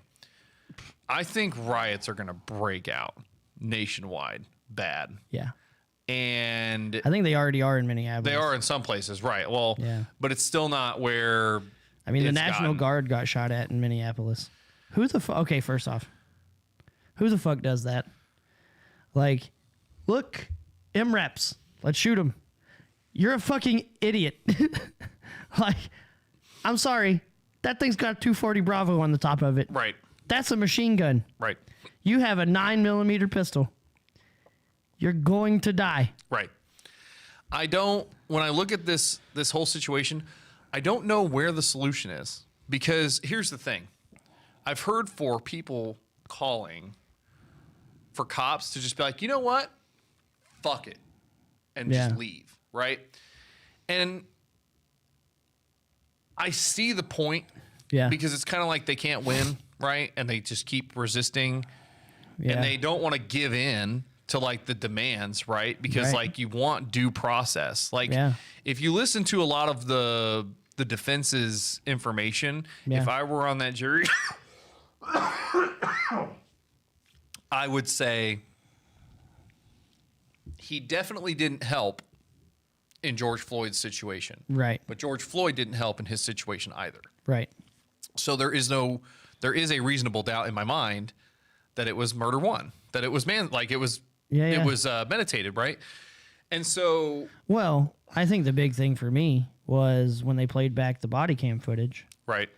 And George Floyd asked to be put on the ground. Right, yes. So that's what I'm saying. So, like, all of these things, when you look at it, those say... Not premeditated. Not premeditated. Those say, like, it's manslaughter, possibly. But even then, like, you get into weird areas. So I get it. It is complicated. It's very complex. This isn't a, not to use it, but a black and white thing. It's not like that. There's a huge shade of gray in here. Yeah. And for sure. But the thing is like no one's resisting this out. It's like this weird war that's it's kind of like all wars. You've got one angry, rich, wealthy person in power and some other person somewhere over here in power. And all these other people are doing the fighting for them. You can't say all wars. All wars in the end come down to there's a position in power and a position in power and other people fighting for those two positions in power. So the American Revolution was two positions of power. Yeah, I would argue it was. Who was the other position of power? Well, you had the colonialists and the British. So you're talking about the United States. Yeah. So you had people who were like dedicated to the king. Like it wasn't like the whole country. Yeah. No, it's not I like got the whole like colonies were all in support. But we had no power over here. We were just we had a general, George Washington. Yeah. But he wasn't really super powerful. He was actually very wealthy. George Washington was a very wealthy man. I know, he had like wooden teeth. And that made him rich? No. In that time period. Yeah, he was wealthy super expensive. Yes. So what I'm saying though Fucking is that turd. Wooden teeth made him rich. No, his riches made him wooden teeth. So my point is that you had people, even so, like the best way it was explained recently was the founding fathers of our countries, the guys who signed all of those documents, they were putting their lives and their families' lives on the line, did he become a Trant? Anyway, so what I'm getting at is that there was two opposing forces, and then you have people fighting for something that might not have actually even been affecting them. Like, they're off on their farm. Yep.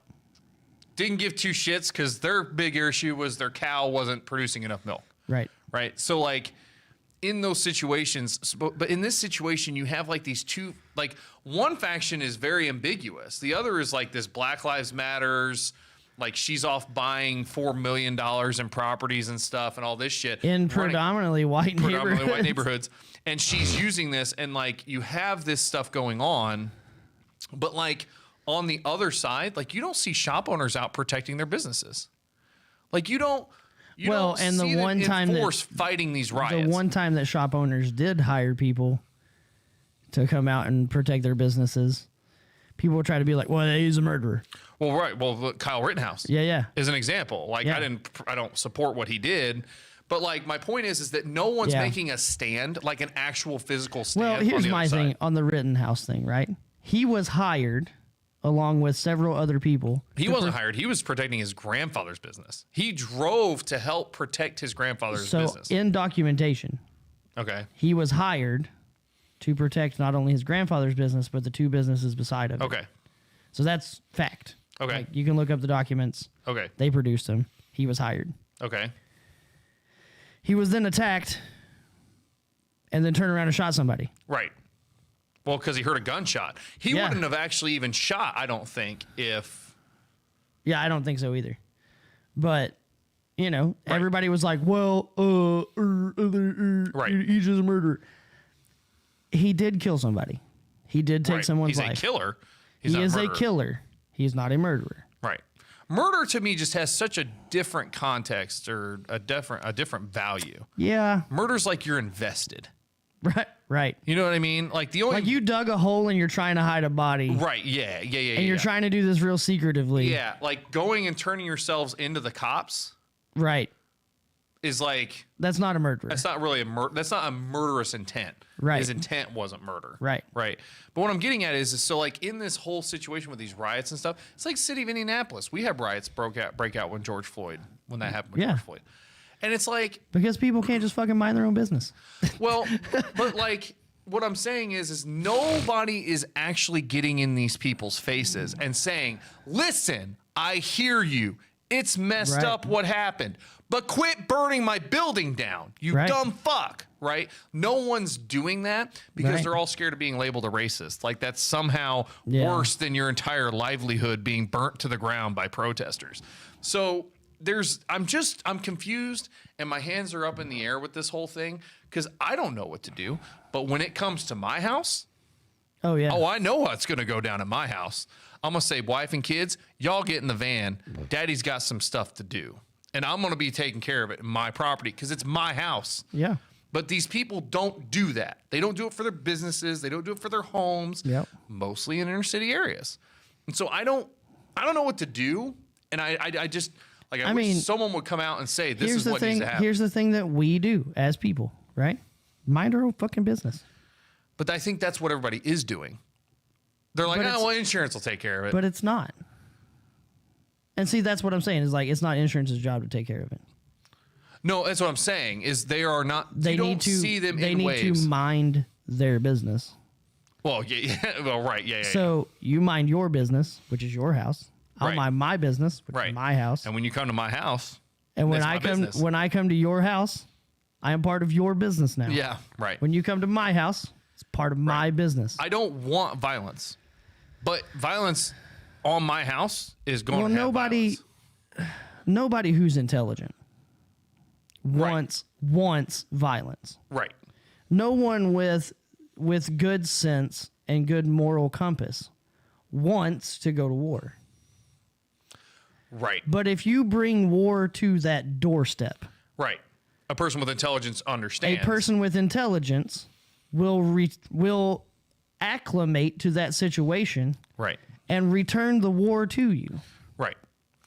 But I don't feel like that's happening. I feel like we're in this weird place where, and here's the other thing too that is definitely true.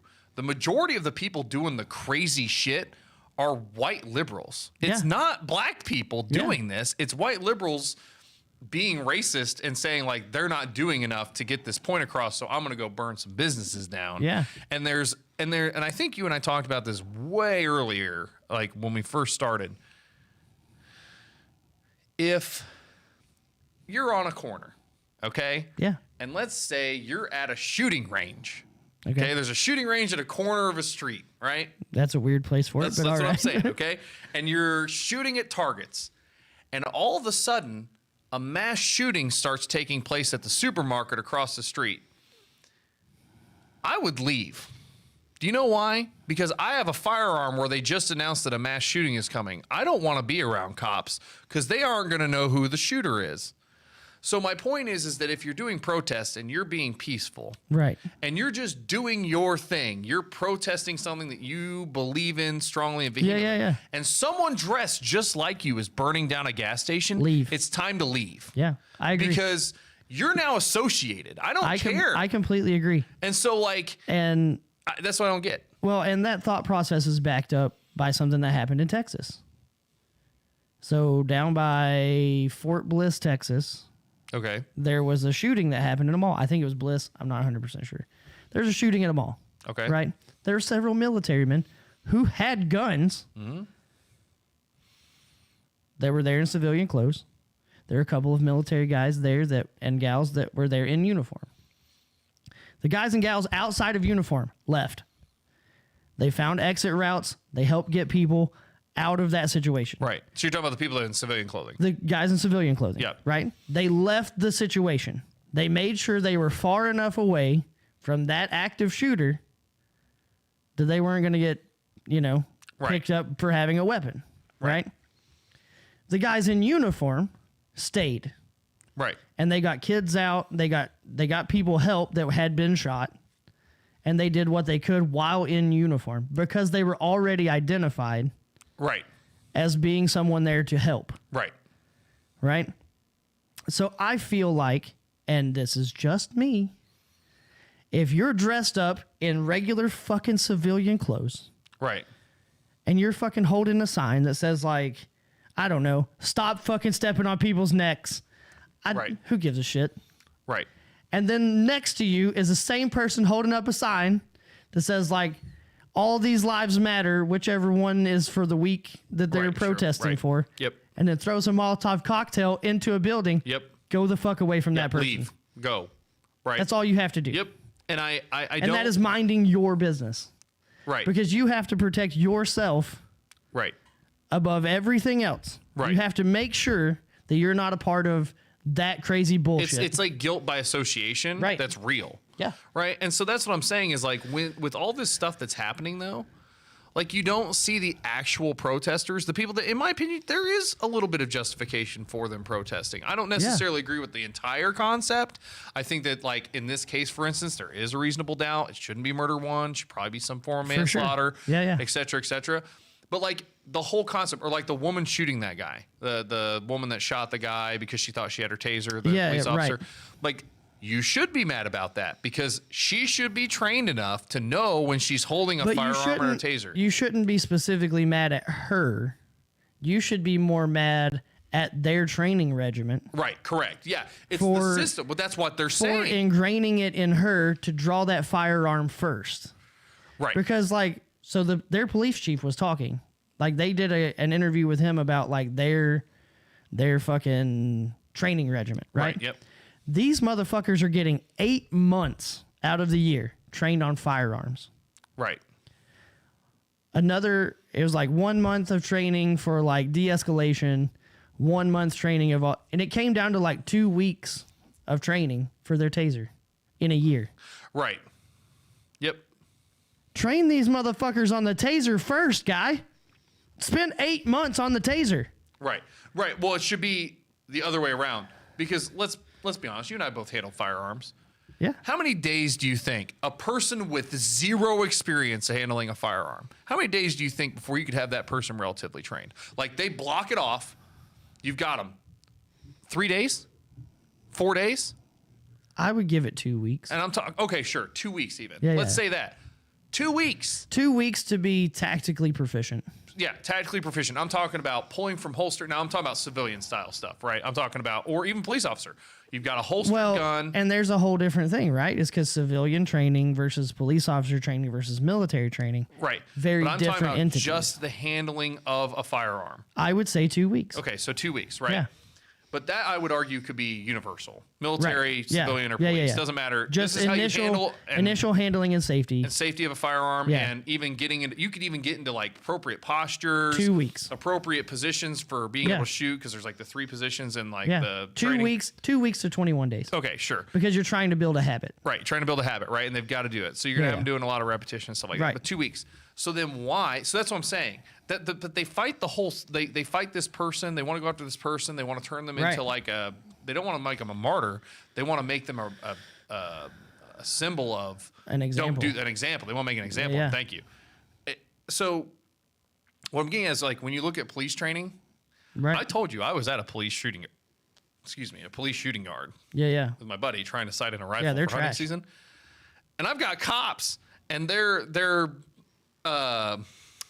test for their firearms, which I believe they have 40s on. I don't think they've covered Yeah, 9s. I think they have 40s on them. And I mean, most police forces use 40s now because it's more reliable. more reliable, right? Yeah, it's a better round Yeah, overall. yeah. And they're only shooting from 15 feet away, and they have to hit a target that's the size of an entire like an entire person, right? Yeah, it's an E-type silhouette. Yeah, it's like it's not that great of training. I could outshoot them. I could outshoot these officers, and I shoot 3 times a year tops with my pistol. Well, so it's like, I think the real thing should be, why are we not spending more time on that de-escalation training? right. Well, that's what I'm getting at. Is so you only need 2 weeks to Yeah. get these people more proficient than I am shooting 3 times Yeah. a year. So Now- why the Now, would I say that there is a need, a legitimate need for extra training in regards to hand-to-hand combat? Because when you're carrying a gun, Yep. you have a responsibility to know where that gun is going to be at all times. Right. You have a responsibility to not let the guy who just jumped on you take that gun and kill you with it, and then turn Right. around and kill somebody else. That's your responsibility. Now, that's not saying draw your weapon out, pull the trigger. Right. That is saying know that your weapon is holstered, know that it is secure, and know how to fight physically to keep someone from grabbing that gun and Right. taking it from Yep. you. Yeah. Let them take your taser. That's fine. Yep. They're not going to do a whole lot of shit with the taser, especially with your partner there. Right. What I'm getting at is there's training in that 2 weeks of training. Right. You should, like, for this woman, if we're going to talk about a specific Yeah, yeah. case, should be like, go to your taser first, because she's even saying taser. Like, she Right. didn't get enough stress testing to know how to act in that situation, right? So I think that, so general gun safety and posturing and stuff like that, 2 weeks. Right. The stress training to draw your taser first should be 2 months. Yeah, that's what I'm saying. So the other way around. It's the Yeah, yeah. we need it to be the inverse. The whole inverse. The gun is the end. Yeah. And everything And else that's is how it leading should be. to it. Right. Yeah, and I agree. So that's what I'm saying. But they want it to be about her. Right. They want to make her the example of the system's failure. Yeah. Same with Chauvin. Which is fine Right. in a way if you do it correctly, making her the example. Right, but they want to kill her. You Is know what I'm correct. saying? Right. Like that's what That's I'm saying. not okay. They want, and same with Chauvin. Right. They have said that one woman, by the way, I don't necessarily think that it's some reason to get up in arms, but she has said basically like if he doesn't get murdered one, we need riots in the streets, right? Yeah. I don't agree with that either. Because here's the thing. Everything's being pushed towards conflict instead of Right. the same thing that we have an issue with in the system for our police training is that they ramp up to the militarized portion way too fast in every single situation. Yep. And here we are meeting it with the same force of let's not be logical about this. Let's not actually reform the situation. Right. Let's jump to riots and violence. Right. Which is the same thing that cops do. Right. Now That's what they believe. I'm sorry, let me rephrase. That's right, what they right. believe. They believe now, that's what cops do. There is a time Right. and a place for everything to reach that escalation point. Yes. Right. So like a SWAT team is going in to raid a meth lab. Right. They fucking know it's a meth lab. Right. They've done recon. They've done everything that they need to do. That's the time for extreme violence. Right. You're just going for it. You're just fucking going in. You're going to either handcuff or you're going to kill every person in that house. Right. Regardless. Right. Like they're going in with an intent. Like it's right. But there's been planning before. But there's been months of planning usually. Right. Yes. It's not like they just go, hey guys, let's go raid a meth lab. Right. We think it's a meth lab. Let's go raid it. I'm pretty sure it's a meth lab. Yeah. I mean, I did meth lab raids when I was in Joint Base Balad. Not Joint Base Balad. Joint Base Lewis McCord. Okay. Right. Holy fuck. Right.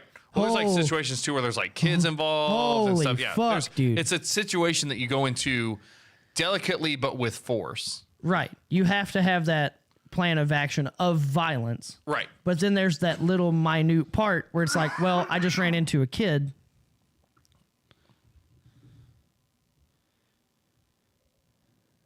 I don't understand what the hell that was. The beard beginner level and the beard grow trainer. I'm not. Are they explaining you and me? I'm not sure. Are you the beginner level and the beard grow trainer? I don't understand. I just trimmed mine. Yeah, I don't know. Because we have an aesthetic. Yeah, it's kind of like you're the closer to clean shaven guy. Yeah. I'm the homeless guy. Or I am completely clean shaven. Right, and I'm homeless. Yeah. Right. Because I would venture to guess I could probably grow a better beard than you. Probably. I just don't care. I'm homeless in a lot of ways. I just don't understand how that's your first statement. Nah, hi guys. Anyway, so what I'm getting like, hello, how are you? I enjoying the talks here. Yeah. Anything. I just don't. Straight to douche. Confusion achieved. That's what his goal and intent was to confuse us. Two ADHD people, man. I'm not confused. It's like putting a stick in a bike wheel. You know I'm what not confused. I'm annoyed. I'm confused because I'm just like, why? Where? I skipped confusion altogether and went straight to like, fuck you. Yeah. So what I'm getting at is, I don't know.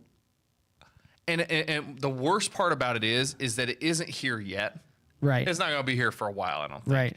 But when it does, I feel hopeless, like it's going to get to me at some point, like where I live. And what I mean is not to me, but I feel like at some point it's going to be in your neighborhood. Right, it's going to be in my neighborhood sooner or later. Yeah. And I don't get it because it feels like everyone's asleep. Right. I feel like everyone's asleep on both sides. Right. We've got all these rumblings about, border crisis and Black Lives Matters, and I would argue the over-militarization of our police, and there's all these different things, but it's like it's almost more like someone talking in their sleep. It's like they're kind of going like, well, cops what I think is really funny, and they're asleep. And this is because I grew up in the hood, right? What I think is funny is people say we've got an over-militarization of police. Yeah. Have you ever seen a motherfucker shoot at police? A lot. I have. Oh, you mean like a person shooting at the cops? Like a motherfucker get out of a car. Oh, right. Yeah. With a goddamn machine gun. Right. And shoot at fucking cops for no fucking reason. Right, yeah, because he just hates cops. And the pigs or whatever he's going to say. Yeah, right? yeah. I've literally. Yeah. I mean, we got videos right down here. Oh, yeah. I've seen it in person in the past 5 years. Oh, yeah. It wouldn't surprise me. A dude got out of a fucking car with what I would think would either be an Uzi or a Mac 11 and fucking just at a cop car. Just that was driving by the road. Yeah, I don't. Well, it's like, is it a gang initiation? You don't know, right? You don't know what the reason. But it's like what happened at FedEx. Here, Holy local, fuck! Right? You see what I'm saying?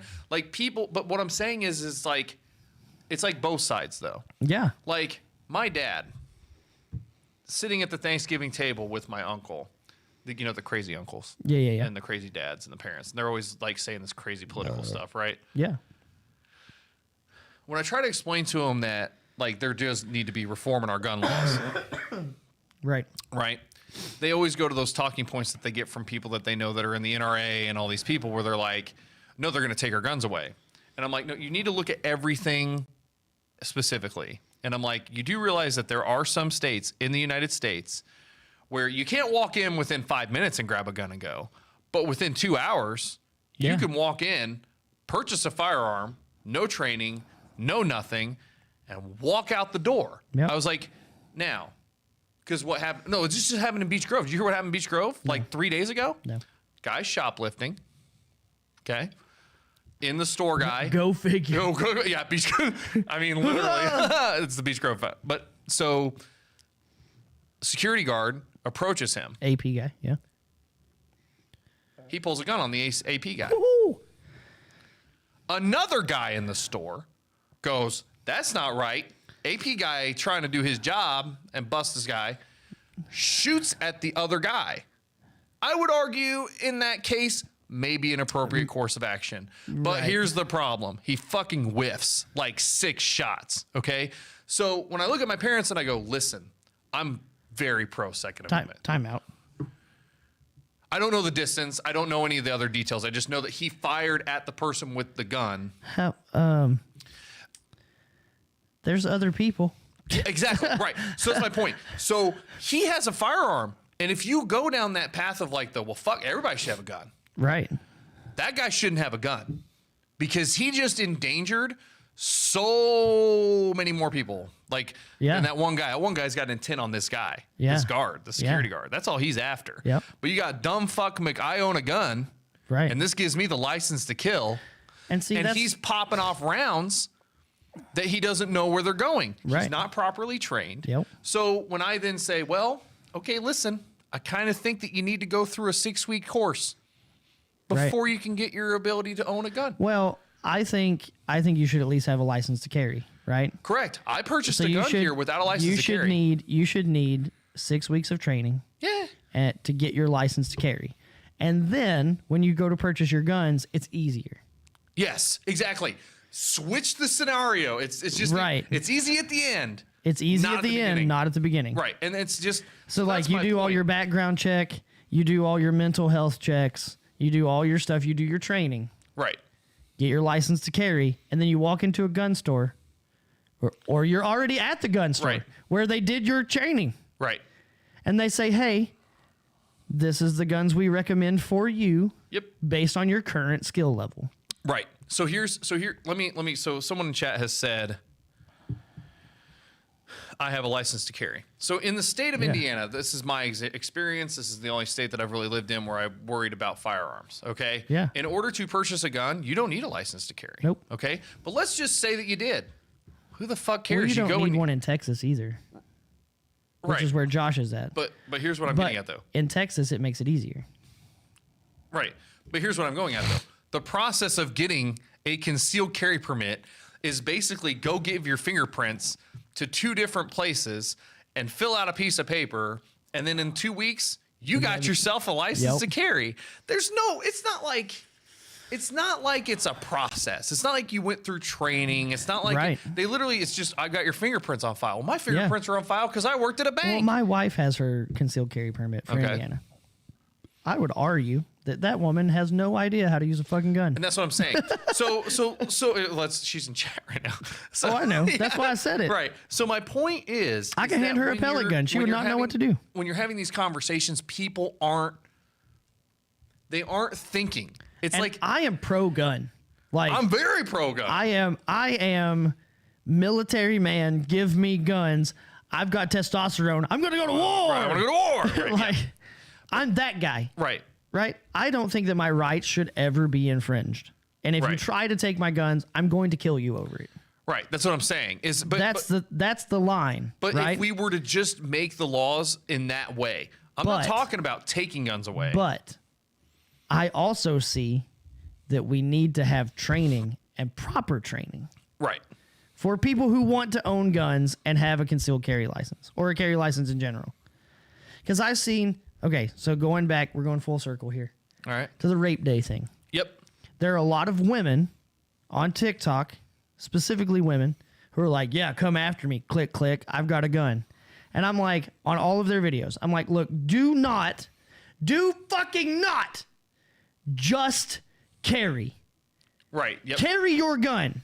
Be proud to carry your gun. Right. But fucking train. Right. Yeah. You need to know. Absolutely. Know how that ballistics works. Yep. Know how your gun recoils, what your sight picture is, and how to fucking use it properly. Yeah. And how to protect yourself if you're within 21 feet. And trajectory of knowing where the bullets are going. Right. That's ballistics. It's like, well, no, I'm saying like you need to understand the penetration level Right. Like what all it can go through. Is it something that like once it hits flesh, it stops? Like it's not going to make it through a body? Is it something that's going to penetrate? Most rounds at less than 15 feet are most likely going to pass through a body. That's well, not 22. And that's my preferred concealed carry. Yeah, like a 22. A 22 pistol. Semi-automatic. Because it will go in your face and it will not come out of the back of your head. Yeah, because there's not enough...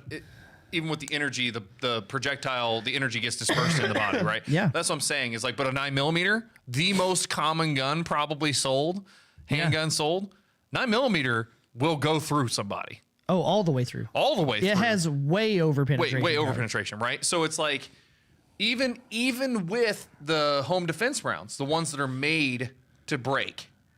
Yeah. Those will, they will still... If you're too close, they're still going to go through them. 9mm frangible is meant to do two things. It's meant to cause massive amounts of bleeding over the body and over penetrate. Right. So that's what I'm saying is, right. Yeah. So my point is that people aren't being trained and we aren't thinking, but it's not gun control. That's not gun control. That's not gun control. No, gun control is where you say like, you can never own a gun. Right. You can never have this gun. I would also argue that like Switzerland has gun control. Mm-hmm. Because to be a Swiss citizen, to live in Switzerland, you have to own a battle rifle. Okay, right. Yeah. And that's a form of gun control. Well, and then you look at countries like Russia, where it's mandatory military service for everybody at the age of 18. They have to serve 2 years or whatever. So Josh said it took him 3 months to get his license to carry, which I agree with. Yeah, I mean, if there's training involved, right? Yeah, but if it's like 3 months of just paperwork and bureaucracy, like who whooping cares? Hey, Josh, is that like training or is it just like filling out paperwork and waiting for time or like what happened? Like lead. Yeah, I'm not from Texas, right? So like lead me through the process. What's the process of getting it? But here's the thing: this is the weirdness of the United States of America. His state is completely different from our state. Yeah. But this is a federal amendment we're talking about of the Second Amendment. So why isn't there a federal process that everyone has to follow? Right. And then a secondary process that each state can get more restrictive. I think we should have to take a class and test like we do driver's. Yes, exactly. And so, okay, so let me take this another angle, but still actually, what's not true, babe? So, what year were you born? 87. So in order to hunt, have you ever done hunter safety course? Nope. You need to do that before we go hunting. Okay. With rifles, if we go with rifles. If we go bows, I don't believe you have to have it. Yeah. But in order to use a firearm to hunt, you have to have a hunter safety course. Okay. I was born in 84, 85, I believe. No, 86 was, wait, what did you say? 87. Yeah, I think 86 is the cutoff year for the state of Indiana. If you're born after the year 1986, it's required that you have a hunter safety course in order to hunt with a firearm. So just to hunt, not protect your family. Switzerland makes you have a rifle. I don't know what the fuck he told you. That is absolutely true. We'll look it up here in a second. But so in order to hunt an animal, not a human being, not protect yourself, in order to hunt an animal, you have to go through a course. And the course goes through everything. Proper stance, depending on gun. It's not done in person. It's just done online and it goes through, but it talks about ballistics. It talks about the different rounds. You have to learn the difference between a regular round and something like a shotgun where it's, like there's spray patterns and they go through all this stuff. They explain all the differences of the different types of ammunition, all this stuff in a hunter safety course. Right. Not a firearm safety course, a hunter safety course. So in order to go So I get to go back to a ballistics class again. Yes, you do. Actually, we can talk about offline, but it's basically just like a thing. But what I'm getting at is that in order to be a hunter, you have to go through more training than someone who just goes to Walmart. Well, not anymore, but used to go to Walmart and just buy a gun. Yeah. Well, I mean, you can still go to some Walmarts and buy guns. Right. But I thought Walmart was doing like a company-wide thing. Okay. Like that's not going to fly out in like New Mexico and like all those places where it's like where everybody gets guns. Avon. Or Avon, right? Yeah. So what I'm getting at is you have to go through more training to kill an animal to feed your family. Yeah. Than to purchase a gun and to potentially kill humans. Shoot a bunch of people at FedEx because you're angry about something, right? Yeah. So my point is there's a problem there. Yeah. And I'm a very pro-gun person. And if you can't look at that situation and go, that's a little messed up. You know, one of the real problems, though, and this is something we need to delve into at a later time. But, like, all of this stuff for to get your concealed carry or your carry license, all that shit, right? It should also start at home. People need to spank their kids. Oh, right. People need to discipline their children and teach them self-control and responsibility. Which that's on the individual. No, I agree. Right. No, I mean, like, what we're the Swiss Weapons Act requires an acquisition license for handguns and carrying license for the carrying of any permitted firearm for defensive purposes. Exceptions exist for hunters. Automatic weapons are banned. Swiss militiamen may keep their issued personal weapon in their home. Yep. I'm not seeing the Swiss gun laws are primary about the acquisition of arms, not ownership. As such, license is not required to own a gun by itself, but a shall issue permit. Man, dude, holy crap, this is really long. I'd have to dig through it. Yeah. But no, accountability. Yeah, for sure. You know, I think the one thing I like is when they ask that question, like, tell me where you stand politically without telling me where you stand politically. And someone says, I think that you should be able to defend your marijuana patch with your gay lover while using your AR-15. That's kind of where I'm at, right? Yeah, that's me, right? Like, I'm like, you know, but like, I don't care. But at the same time, I don't want Dildo McBeach Grove asshole owning a gun. Like, I don't want him to have a gun because it's like, especially if he was within 25 feet. It's a Walmart. How many gaps are there where you have more than 25 feet? It's an aisle. You know what I mean?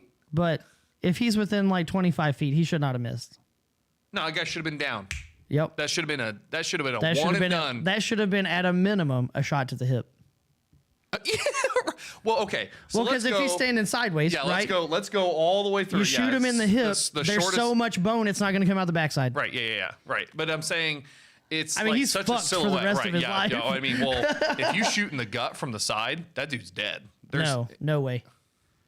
A side shot going through the lungs. I have literally helped people survive. Lungs, stomach. Like, isn't stomach like one of the worst places to get shot? No. Outside, I mean, I'm excluding the heart, right? You know what I'm saying? Like, no. I thought that was a really quick. No, right in the middle, right here is the worst because it hits the top of the stomach and both lungs.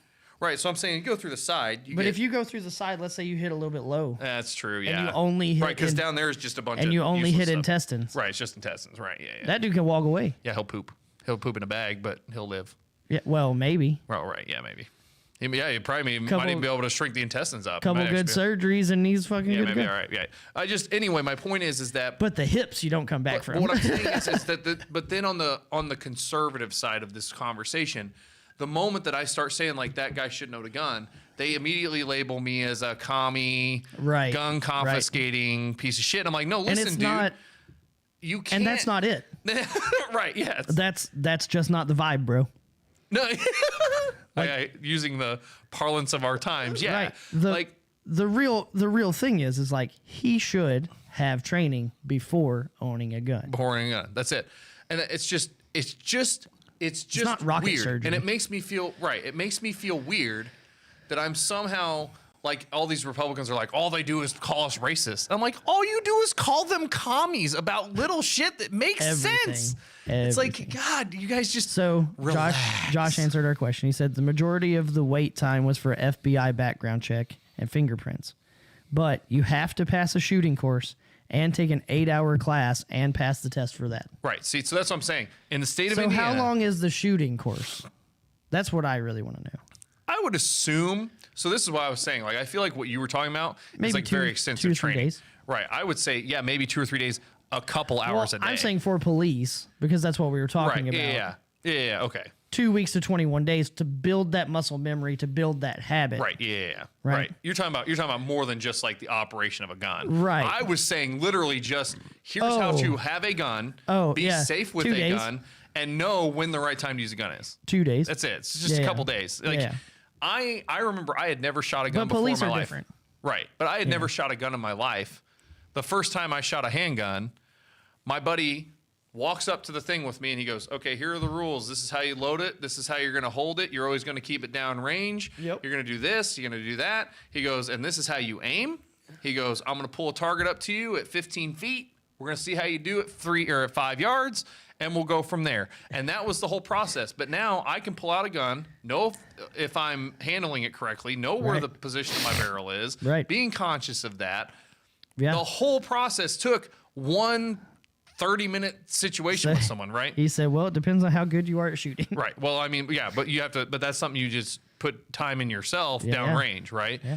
And so my point is, but even after that 30 minutes, I was able to not miss a single round at 25 feet on a body target. Yeah. So my point is that it doesn't even take that much. Right. But we need to make sure that they do that. Right. And it's just weird to me that all of a sudden I'm a gun confiscating commie. Yeah. Because I believe in common sense gun laws, right? And so I'm out of the slippery slope mentality because I'm sick of the slippery slope mentality. Right. Just do things in little chunks and not pendulum swings, and then you don't have to worry about it. Right. So say, okay, here's the requirements for having it at the federal level. Right. States want to be even more restrictive, good, but the federal level needs to be pretty stern, pretty strong, and just let it happen, and then that's fine. But everybody's like, well, I don't want to list them knowing. In order to legally acquire a firearm from a retailer, you're going to be put on a list. The only way that you don't get put on a list, and eventually you will be on a list. I'm on several lists. Well, right. Yes. But the whole thing is like, there's this weird law too, where like we can't in Indiana, but like we can drive to Kentucky and someone can just sell us a gun with no requirement of the transaction needing to be reported anywhere. Yeah, so like I can buy a gun from a guy in Kentucky, just walk down there with cash, give him cash, he gives me firearm, and that's the end of it. Like that's the end of the entire thing. You can do that in Indiana too.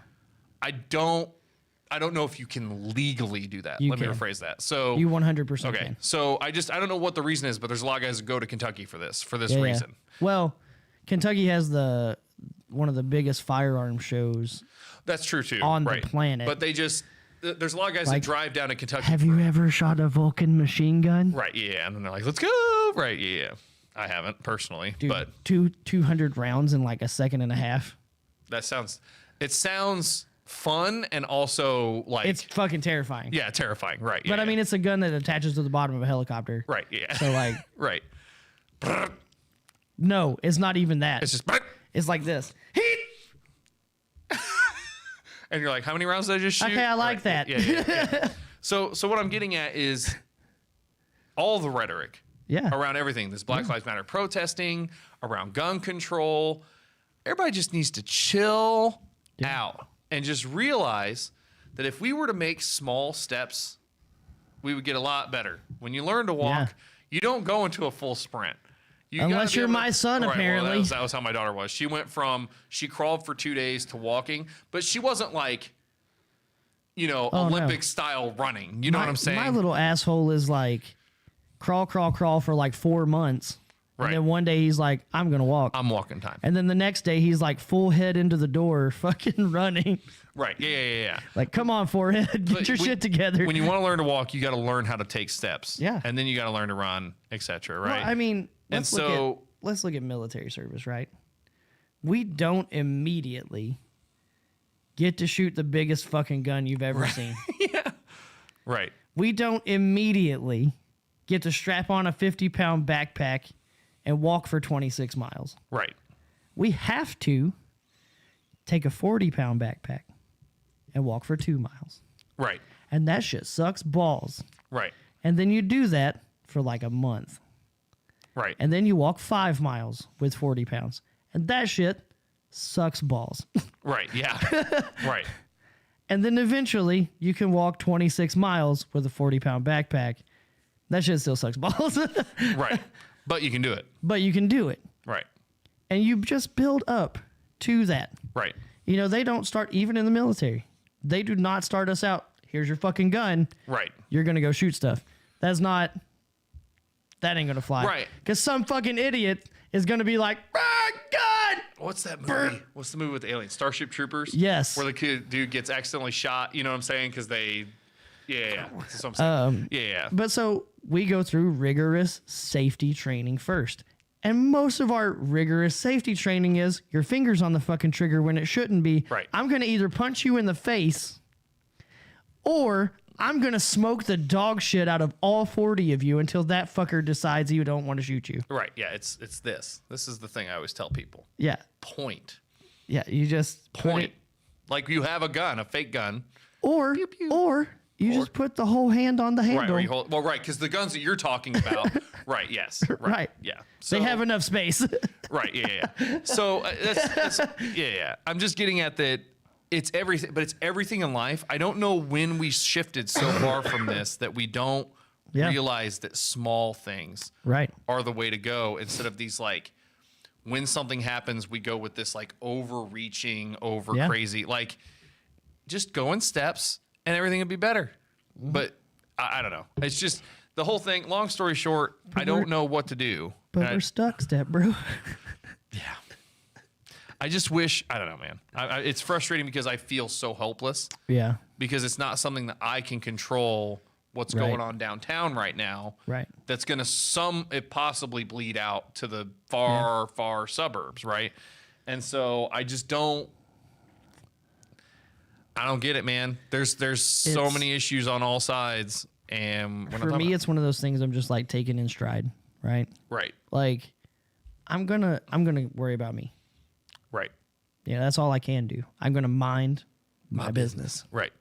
Yeah, I think that that's something that as a semi-libertarian, I want people to do. See, I don't even know what I am. Well, that's what I'm saying. That's what I'm saying. I'm not a libertarian because, like, if you really talk to libertarians, they're usually a lot more capitalist driven. Yeah. I'm not really necessarily in that boat either. I'm just all over the goddamn place. Well, that's what I'm saying. Is the best.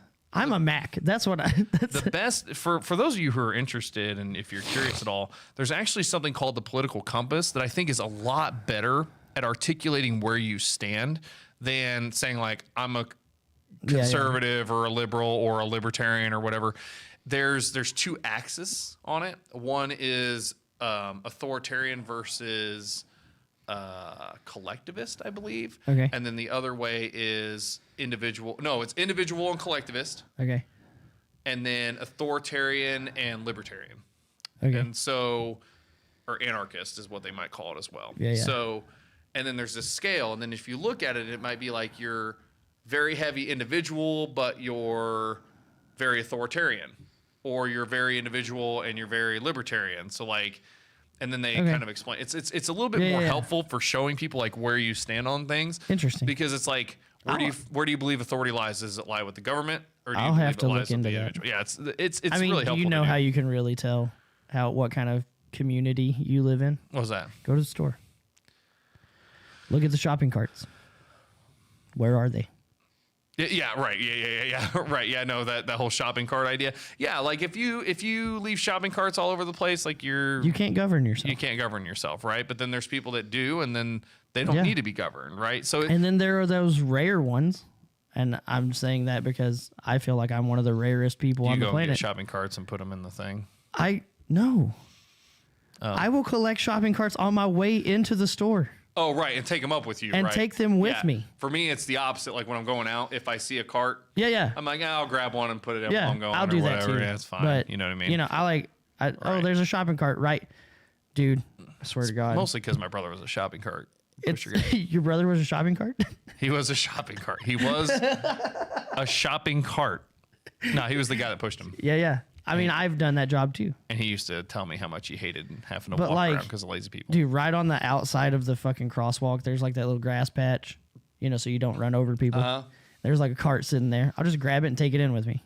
Right. I'm not going to use it because the wheels suck on it. Right. Yeah. I'm also the motherfucker that will hunt for 10 minutes for a good wheeled shopping cart. Yeah. Dude, I can't stand like you get halfway in the store and all of a sudden one of the wheels starts going. Like, no. Yep. This is not. And then you're like, man, I want to just go home. Like, I just want to leave this cart with all the food in it. I just want to go. I don't want to deal with this anymore. Yeah. But no, I just think that we're in a weird spot. But if you guys are interested, check out how to find out where you're at on the political compass. It's a lot of questions, but basically it's asking you questions, and it's generic stuff. Like it might be like you see a person doing this, your reaction is this, and it kind of gives them an idea of like where you think things should go. Right. But it's just like you need to figure out people need to talk more in concepts of where they feel their authority lies, where responsibility lies. Right. Because there are situations like the stuff that was going on in Florida where they like roll back these restrictions on toxic waste dumping.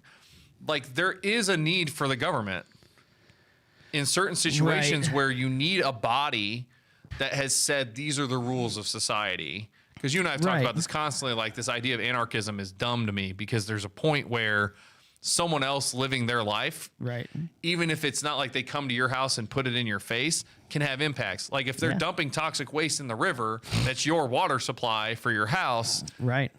You're now drinking toxic waste. You need somebody to take care of that and deal with that, right? Yep. So there's protections that you need the government for. Yeah. But like you need to figure out where you are on those issues, right? And you need to be able to articulate those better and know why you believe what you believe. I think that's another problem. That's what this whole thing, rough draft conversation, is supposed to be about. I think a lot of people just believe stuff because they were told they had to. Right. And that's crazy to me. Which goes back to how we were raised. Yeah. Well, we got whoopings. I mean, no. Like Apostolic Pentecostal. Oh, right. Well, right. Oh, yeah. Right. So like I don't know where you're going with this. Even in certain religions, it's just you do this because that's the way we've always done it. Oh, right. Yeah. Yeah, it's the thing of the apes. Have you ever heard the study about the apes? Where they have for those of you in chat who don't know, there was a study they did with apes where they had a ladder in a room with a banana on top of the ladder. Yep. They put a bunch of monkeys in the room. It might have been chimpanzees. I don't know. Don't care. Long story short, one of them goes for the banana. The moment he touches the banana, they threw these cold water sprinklers in the room and hit everybody with the cold water. Okay? Okay. So all of those apes and monkeys are now taught that if you go for the banana, you get sprayed with cold water. Everybody gets sprayed with water. So if someone would start to go for the banana, they would all start punching the monkey to not let him go up the ladder. Okay. Right. So then what they started doing was they would take one monkey out and put a new monkey in. Okay. And then they did this to the point that none of the original monkeys were in the room. Right. But none of the monkeys will go touch the banana. They would just punch the monkey. They didn't know about the cold water. Right. They would just punch the monkey for going for the banana. Yep. Because they knew that's what everybody told me to do. It's the same thing. It's the same thing with like the beeping in the waiting room. I haven't heard this one. So Harvard did this study with like monkeys with people. Okay. So they put one person who was like the plant, who was the control group, and they had a beep go off every fucking like 2 minutes. It just beep, and this person would stand up. Oh, no. And then sit back down. And so then they started putting people in this waiting room. And then beep, she would stand up, sit back down. And then the first person was like, okay. So it beeped, and then they stood up. And so eventually they had a whole waiting room full of people who, when this beep would go off, would stand up and sit down. For no reason. And then they would call people back and like put more people in there and, whatever. And they would just beep, everybody stand up, everybody sit down. Yep. Like, what the fuck are you guys doing? Right, yeah. Could you imagine if you're in the doctor's office? Because I'm the kind of person, I'd be like, I don't know what you guys are doing. Right. Because like at church, they'd be like, everybody stand. I'd be like, nah, dude, I'm staying seated, man. I'd be like, I'm going to sit here and read my highlights magazine. Yeah, cool. What's on TikTok, bro? Yeah, have fun with that. Every time I go to the doctor's office, highlights magazine. Oh, yeah. It's for little kids, and I don't give a fuck. Yeah, man. I can find everything in the picture. Right. The only thing I fucking can't find is this goddamn Waldo. He doesn't goddamn exist. Yeah, he doesn't. Dude, I love those books. I need to get those for my kids. But anyway, so what I'm saying is like, it's just we're in this like it's like we're on this treadmill and we're trying to figure it all out. Yeah. But I wish that more people would take the accountability into their hands. I wish more people would, like, our township's doing like a cleanup thing. I'm going to go participate in it because we need to clean up our township. There's trash everywhere. We need to figure it out, right? And I wish people would do that. Yeah. Not look at the government for it. But at the same time, like I said, I just feel like everybody's asleep, man. But then at the same time, you have to, like, people need to take that accountability. But then there have to be people that will allow that accountability to happen. Right. So like you're talking about the trash cleanup thing. Right. There's literally a road in Zionsville that is sponsored by a Baptist church. Right. Yeah, they gave money. That was trashed. Yeah. So the Satanic Temple of Indianapolis. Right. Sent people up to clean up the trash. Right. Because it was the right thing to do. Right. the Baptist church, which this road runs right in front of, called the police on the Satanic Temple. Right. Because they were out picking trash on their piece of highway. Right. Yes. Right. And it's like, bruh. Right. Because their priority isn't about keeping the shit keeping clean. Things clean. Or and maintaining their community. Right. Yes. It's about, well, that's a whole, you and I could go off on our religious rants and our issues with churches. But my point is that there is an accountability there that, like, when there's trash in my front yard here, I go and pick it up. Yeah. You know what I mean? Like, that's what I do. If everyone would do that, we wouldn't need community cleanup. Or when your grass days. gets long, you cut your grass. I cut my grass, right. But remember, I only cut my grass to avoid being called, the city called on for me, because I'm not one of those guys that cares about my yard, right? I don't sit there and go, oh man, I got to have the perfect grass. Like, I don't do that. I don't want to have the perfect grass, but I care about. Right. See, I don't. I care about the presentation. Right. For me, it's more, I think that's it's the monkeys with the banana. Like, everybody's mowing grass and doing grass shit. Why? It's the most pointless thing on the planet. You're literally spending time and money to cut something that you aren't harvesting and using for some purpose. You're literally cutting grass just to sit there. I will say, here's a reason to cut your grass. Mice. Besides mice. Bugs. Okay, but I can also just put down bug killer. But the bug killer won't reach all the way down if the grass grows too high. Well, right, okay. And you will still get an infestation of bugs. Right. So, like, I do all my stuff. My point is, we don't want to go on a rant about that. Yeah. I just look at it like, I'm just letting you know. Right. That's why we did it. Right. Well, the whole argument is actually that it comes back from, like, British royalty having a garden. And they didn't even maintain it. They had servants that did it, and then it was a sign of wealth that you had a well-kept garden for people to look at, I guess, right? And so it's like this weird, anyway. So what I'm getting at is if people would take care of their own yards, you wouldn't even need community action days, right? But we don't. So then the community has to then take the action for the greater group, because there are lazy people. That's just a fact of life. You're never going to have everybody working at peak. I mean, Josh is one of those people. What? Lazy. I mean, He's probably not, right? Yeah. I mean, like, what's really funny is like, I consider myself lazy. I think you and I have talked about this. Like, I consider myself fat. And then I see, like, a really fat person, and I'm like, maybe I'm not so fat. I'm okay. Yeah, I'm all right. And it's the same thing with my laziness. Like, I'm lazy, but then I look at how much I do. And I look at other people that don't do shit, and I'm like, I guess I'm not that lazy. And that's the problem, is that we're all Dunning-Krugering ourselves by comparing ourselves to the next thing. You know, it's kind of like, was it George Carlin said that white trash is there to scare the shit out of the middle class because like that's their whole purpose, right? It's kind of the same thing with like me and everybody else. Like I'm like, oh, that really fat person, I don't want to get to your level of fat. Like, I want to get to like, I'm okay with my level. I know of fat. people that think I'm muscular. Right. Yeah. I don't think so. No, you got muscle and fat. Well, no, like people think like, oh, dude, your arms are like muscular. Right. And I'm like, nah. Right. Because all my friends are like bodybuilders and shit. It's like veins are literally poking them in the eye. Right? I have friends that can literally like punch themselves in the head with their biceps. Built different. No. Bro. I love TikTok so much. TikToks. But no, I have all these friends that are like actual bodybuilders and like power lifters, and I've compared myself to them for so long. Right. I don't see it. Right. You don't. That's what I'm saying. But then like average Joe Schmo is like. Right, but then you're like, I'm more muscular when you see a little skinny bitch. You see like a soy boy, and you're like, oh, I'm still built. I'm still tiny. I compare myself to them like we're on the same level. Yeah, but you're not. That's what I'm saying. So it's just weird because like we don't. Yeah.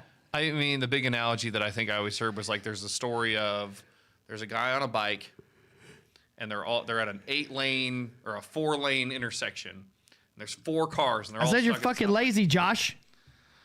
Imagine there's a guy on a bike. He's in the bike lane. Next to him is an old shitty car. Yeah. And he looks at the old shitty car and he's like, man, I hate riding my bike to work. I really wish I could just have even that old shitty car. And then you go into the old shitty car guy and he's looking at the like 8-year-old sedan, and he's like, man, I wish my car wasn't so shitty and I had that 4-door sedan. And then the guy in the 4-door sedan's looking at like the souped up Ferrari. Right. And he's like, man, I wish I had that Ferrari. And then the guy in the Ferrari's looking at the guy on the bike, and he's like, man, I wish I just had a bike so I didn't have all this fucking financial responsibility. Right. It's like this idea that we always compare ourselves to like a really short lens of like our view, and then the problem is we're not seeing the forest from the trees. Right. And on everything, on every aspect of life, it just confuses the shit out of me. Because like I try to look at myself, and like I was saying, like I think I'm fat, and then I try and go, I think you're fat. I am fat, right? Yeah. I agree. But my point is then I take a step back and I look at the whole thing and I go, no matter how I spin it, I'm overweight. Yep. Doesn't matter. Yep. Like I can use the word fat to label myself or whatever. Same. I am overweight. That is the end of it, and I can either do something about it or I can not do something about same. it. And so it's one of those things like if people would take those steps back, there was a video of Ron Paul when he was young. Yeah. And this guy was on this show, and he was probably bigger than I am. Yeah. Not fat. Like, he didn't look like, one of those guys that has no neck because his fat just goes down into his shoulders or whatever. And Ron Paul goes, well, I mean, you're sitting there talking about responsibility, but like you're kind of overweight. And this dude loses his shit, right? And this is in like the 80s. Yeah. He's like, how dare you? And he's like, look, man, he goes, I'm a physician. Yeah. You're fat. Like if you came in and you were my patient, I would tell you that you need to go on a diet regimen. And this guy got so mad because that guy couldn't take that step back. Yeah. And try and look at the whole picture of himself, right? And so I don't know, man. I'm ranty today because I'm just so sick of like, it gets daunting. Like trying to keep up with this stuff to like have stuff to talk about. Yeah. Like I look at it and I'm just like, God damn, man. Yeah, I look at a lot of like the societal stuff right now, and I'm just like, yeah, that's all like, you can do. That's the whole vibe, dude. Yeah. Like just. Well, yeah, because you look at your family and you have your environment and you've got control of that environment and you can control that. Well, I mean, right, yeah. Yeah. I mean, it's a kid, you can't. Right, he's a terrorist. Right, yeah. No, I agree. My 3-year-old dude. He's like, oh, you put these rings back on this post? Nope. Nope. Those don't go there. Just check test them. Yeah. He's like, where does this one go? That way. Like, right. He paints it green and matches the grass and then throws it in the yard for you. Right. Yeah, no, I just, and like, so like my thing with my daughter, I've been trying to tell her every day when she goes to school, I'm like, try to make somebody smile today. Yeah. It's all you can do. It's like what's your one goal as a member of my house, try and make somebody happy today. And I wish people would do that more. Just try and make somebody happy today instead of going to Twitter. Like, there are people probably even watching this video, that the moment this shit's off, they're swiping up and they're on Twitter and they're trying to find somebody to go argue with. And they're trying to find somebody to go. They want to get ramped up. They want to get angry. Yeah. Because they can't live with the fact that you just feel or you just exist. You know what I mean? Like you and I want to go in the woods and just exist. Because to me, that's like peaceful and serene, right? Yeah. But to them, they have to start dealing with existential issues. Right. That they can't handle. And so they gotta and go Josh, I don't really think you're lazy. I'm just poking at you. No, I don't think Josh is lazy. Dude, I barely know the guy, and he doesn't he's like seem a fucking very lazy. pipe welder or some shit. Right, like he's doing stuff. Well, I mean, aren't we at his job right now? Isn't he watching us at work? Yeah. Yeah. You're not lazy. You're not lazy.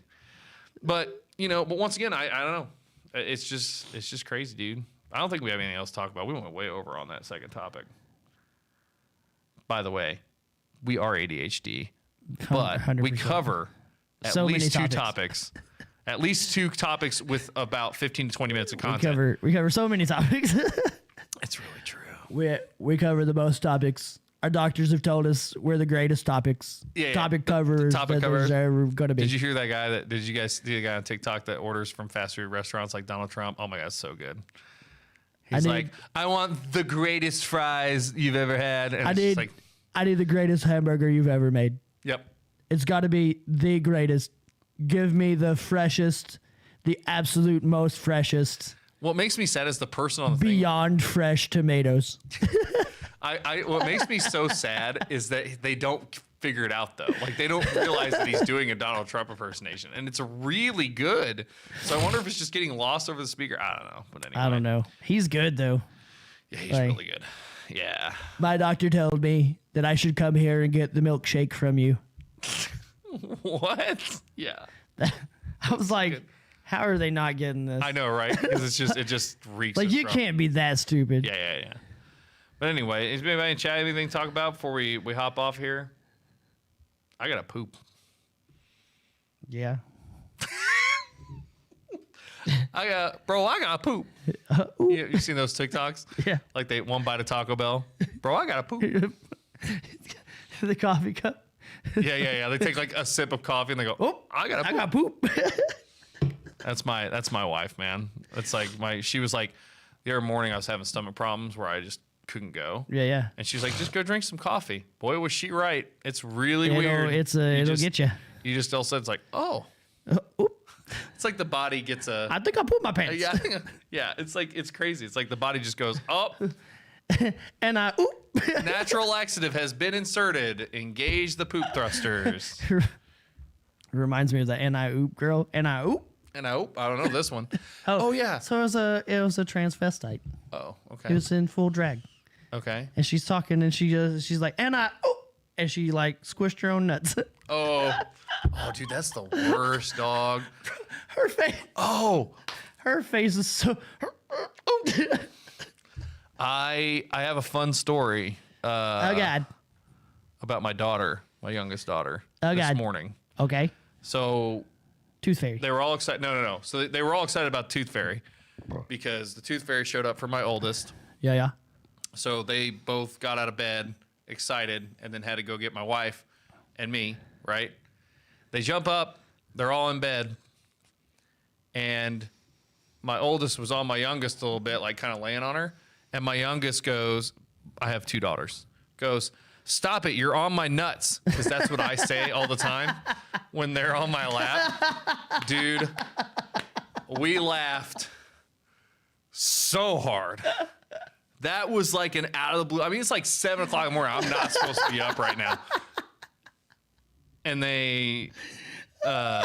and she goes, stop it, you're on my nuts. My wife and I laughed so hard. It was just so good. It's not what you want to happen when you're trying to sleep, but yeah, pretty good. That's a good one. It's a good story. I know. And so now she knows it's funny. So now she's just saying it all the time. She's like, get off my nuts. It's so funny. Like that's what you don't realize how much you. It's like when we as kids learned to say suck it. Oh yeah. You mean that? Come eat your dinner. Come eat your dinner. Suck it. Suck it. Oh God. What? Yeah. So she doesn't have nuts, but she's gonna keep saying it. Oh, that's so funny. Yeah. So anyway, all right. Well, thanks, chat. I think we actually got some good segments. We need to do a better job. That was a good one. We need to do a better job. I mean, my eyes freak out a little bit. Yeah. Yeah, so those ones where it was like right here in that line. Yeah, it's just your whole brain goes, wait a minute. Wait. I don't want to die. Pretty much. Dude, the brain's like, did we just break our neck? Yeah, did we just break our neck? Yeah. It's freaking out. Anyway, we need to do better at getting clips, snippets out, and then putting the stuff. But it's been rough. I think it's been hectic, dude. Yeah, it's been a very. And the thing is like, it's just so much going on, and we don't know where we're going, and I don't know. Anyway. I mean, we're ADHD. We never know where we're going. That's a good damn point, man. I mean, like, we were talking about live content creation stuff, and like one morning I'll wake up and I'm like, I am so pumped to go stream, and then like the next day I'm like, I don't want to get near a computer. Right. I just want to sit here and play games by myself. Yeah, I just want to sit here and just go. It's my woods. I want to go off into the woods and just go play games in my own world or whatever. But yeah, I don't. I have those days. I just turn on the camera and I'm like, I don't want that. I don't want to. Yeah, because it's all sorts of stuff. It could be like the day before. It could have been something that happened the evening before. You just don't know. There's so many things that can affect you, and yeah. But anyway, thanks everybody for hanging out. We don't have the same outro because I reformatted, so we're gonna work on that. But you're still gonna see the dumpster fire. So okay, we'll see you next Tuesday. See you next Tuesday.